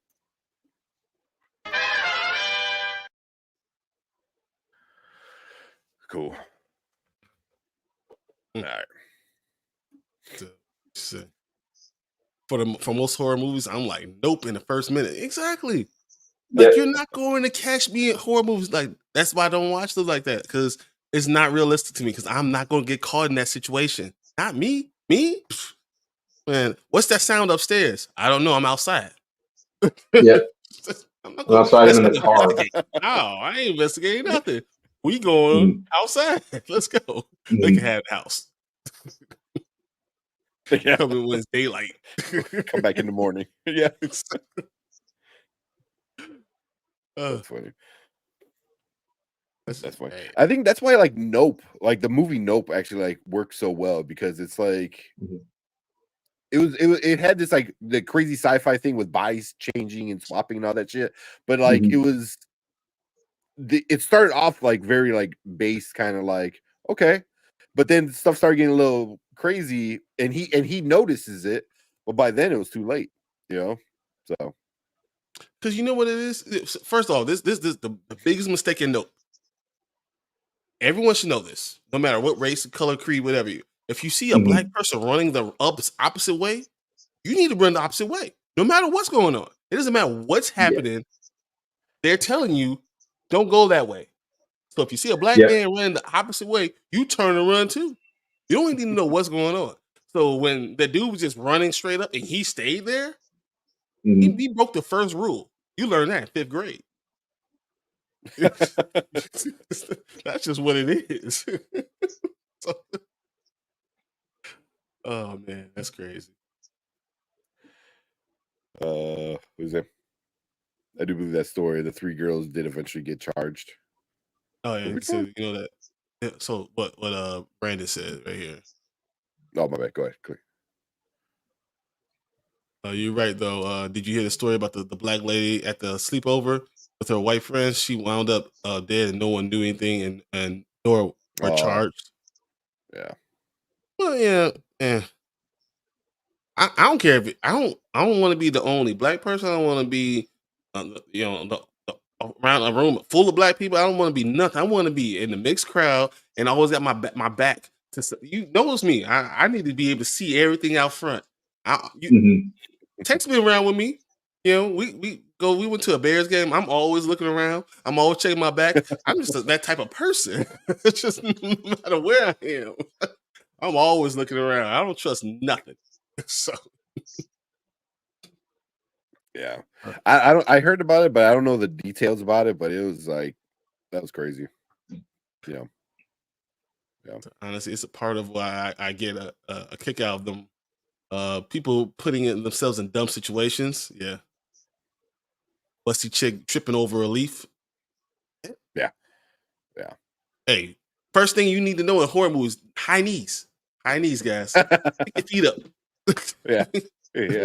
Don't have sex in proper running form. Yeah. Yeah. Like Zombieland said, cardio. Exactly. Yeah. Follow the rules of Zombieland. That's why I love Zombieland, because it made so much sense. Mhm. They didn't get charged, yeah. So that light flickered in the room today. I just left the room. See ya. Exactly. Yep. That's the intelligence. Yeah. Hopefully Kenny's still in the chat. So we're in a Discord group together, and I guess he was doing his review for Monkey Man, and in Monkey Man, it's like the poster's red. So I think he had his light red. So he said he forgot. He forgot it was like that. So when he like left and did something, came back into the house, he just saw the room was like the light was red. I was like, no, you just close that door, man. You just leave. You say, all right, well, this is their house now. Yeah. I'll see you in the morning. But yeah, Retro Girls. Yeah, what Retro Girl said: if a light flickers in an eerie way, grab my keys. I'm out. Yeah, that doll in there moved. No, I'm out. I'm not questioning the doll. First of all, I'm breaking the doll and then I'm leaving. I'm not trying to throw it out and then see the doll come back. Nah, bro. Nah, I'm good. Yeah. They set up. Yeah. They say this house is haunted. Someone died in this house. No, I'm not going in there. I'm buying no. It's what Tony said right here. Hey, what's that noise obsessed? I don't know. The car cranks and pulls and be pulling off. You hear the tire screeching? Like, no. I know what that noise is. In fact, if I see someone like Brian running, I'm half his size. I'm not taking it. Hey, dude, if I'm running the opposite, you better be running with me. Because if I'm running, I'm scared. All 6'5", 260 of me, ain't no choice. You got no chance. just go. You better run. Oh man. What's we got? Oh, I want to see this photo. Did you? I think he sent it. All of my computers and crap out because I opened a window. No, it did. I was saying they should let me just open it. Hey, you have access to the Spoiler Kings, right? Yeah. What is he sitting on? Nah, I can show a picture of my phone on Instagram.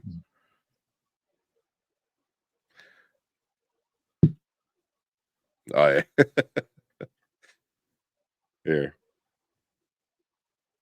So that's the room that it was. Hell no, bro.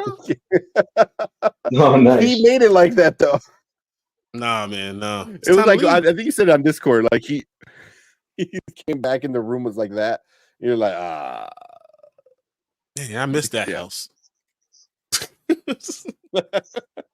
Man, that had a lot of good stuff in there.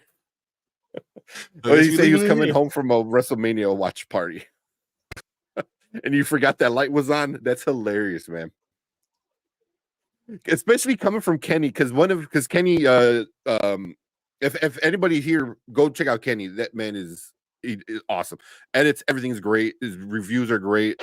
Definitely go check out Kenny Sparks. And shit, I had brain fart. I forgot what else. I was hyping him up. Oh, so he just became he can get super chats and he has emotes and stuff. One of his emotes is don't summon anything. Yeah, so it's like, dude, that's your whole saying. Don't summon anything, and you just left the house with the red light on like that. Like, you broke your own rule, man. So I forgot what movie was that from, like Exorcist, I think, or something like that. You're like, nope, that broke the first rule. Don't summon anything. Don't ask for anything from the dead. You know my rule. You say Eminem guy too many times, I'm out. Eminem guy. Because I don't say it. Yeah. That would have spooked me too. Yeah. Yeah, appreciate it. Yeah, go check out Kenny, man. He's great. You know, he got memberships open now. Man, his review for the American Society of Magical Negro thing. Yeah, bro. I mean, we keep internet. praising of how great it is. You know, it's great edit, great review. You know, dude, you broke the internet. Plus all That's this what's other great. stuff. Yeah. Yeah, definitely broke my own rule. Hey guys. Yeah. Hey, 1400. Dude, nice. Yeah.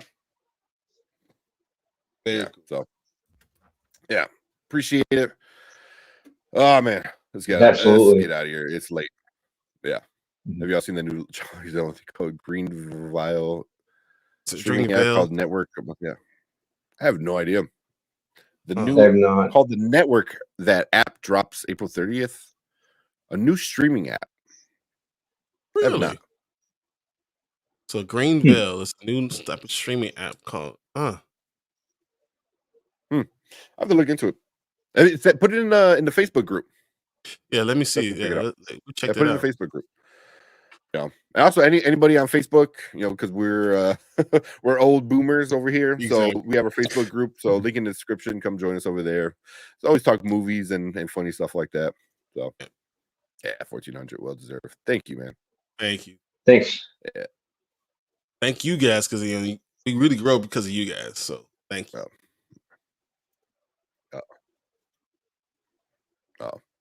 I think I'm lagging. So let's finish it up before my computer craps out again.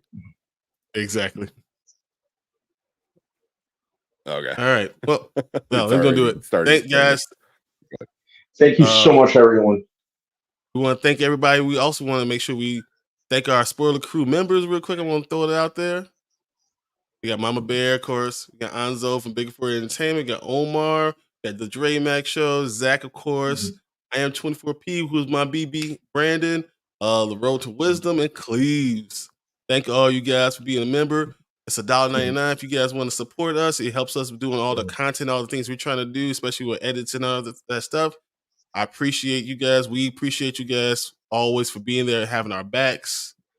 Man, go be. I just want to say, Retro Nerd Girl, I'm legitimately and honestly starstruck at you showing up. I'm a huge fan. Been following you for years. I love your Vampire in Brooklyn and American Werewolf in London reviews. They're like two of my most favorite things. Big fan. I just want to say that. Keep doing what you're doing. It's an absolute honor that you joined tonight. I think that's so cool. Dude, that's pretty awesome. I'm a huge fan of all of you guys. So thank you. Mama Bear, you know, Kenny, you know, Brent. Hey, Brandon, you know, that's how we are with you guys, man. So love you, all you guys. Appreciate all of you guys. Just had so much fun. This was a great stream full of amazing conversation. Come back. We're here on Mondays and Thursdays. Yeah. Oh, yeah. Thank you. Yeah, wait until we get into arguments. Right now, we all agreed on everything. So that's when the fun happens. There you go. What, Raymond? I'm honored. That's awesome, man. Yeah.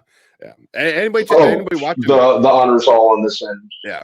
You know, Retro Nerd Girl, and Mama Bear, they do their gargoyles like recap kind of thing. That's super awesome. You know, so definitely shout out to one of our channel members, Mama Bear and Retro Nerd Girl, who do that together. So awesome, Kenny. Yeah. There you go. Got this up. Awesome, guys. Cool. Guys, thank you guys for everyone. We're going to get out of here, but we will see you here Monday. Hope we go see Civil War, because we got to talk about that, and we never did Monkey Man.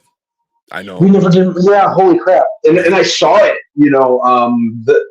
I saw it this past Tuesday. Awesome movie, by the way. Off the chain. Yeah. We'll record something offline and put it up. Most definitely, we'll record it and we'll put it up. So thank you guys, and we will check you guys later. This program was made possible by viewers like you. Thank you.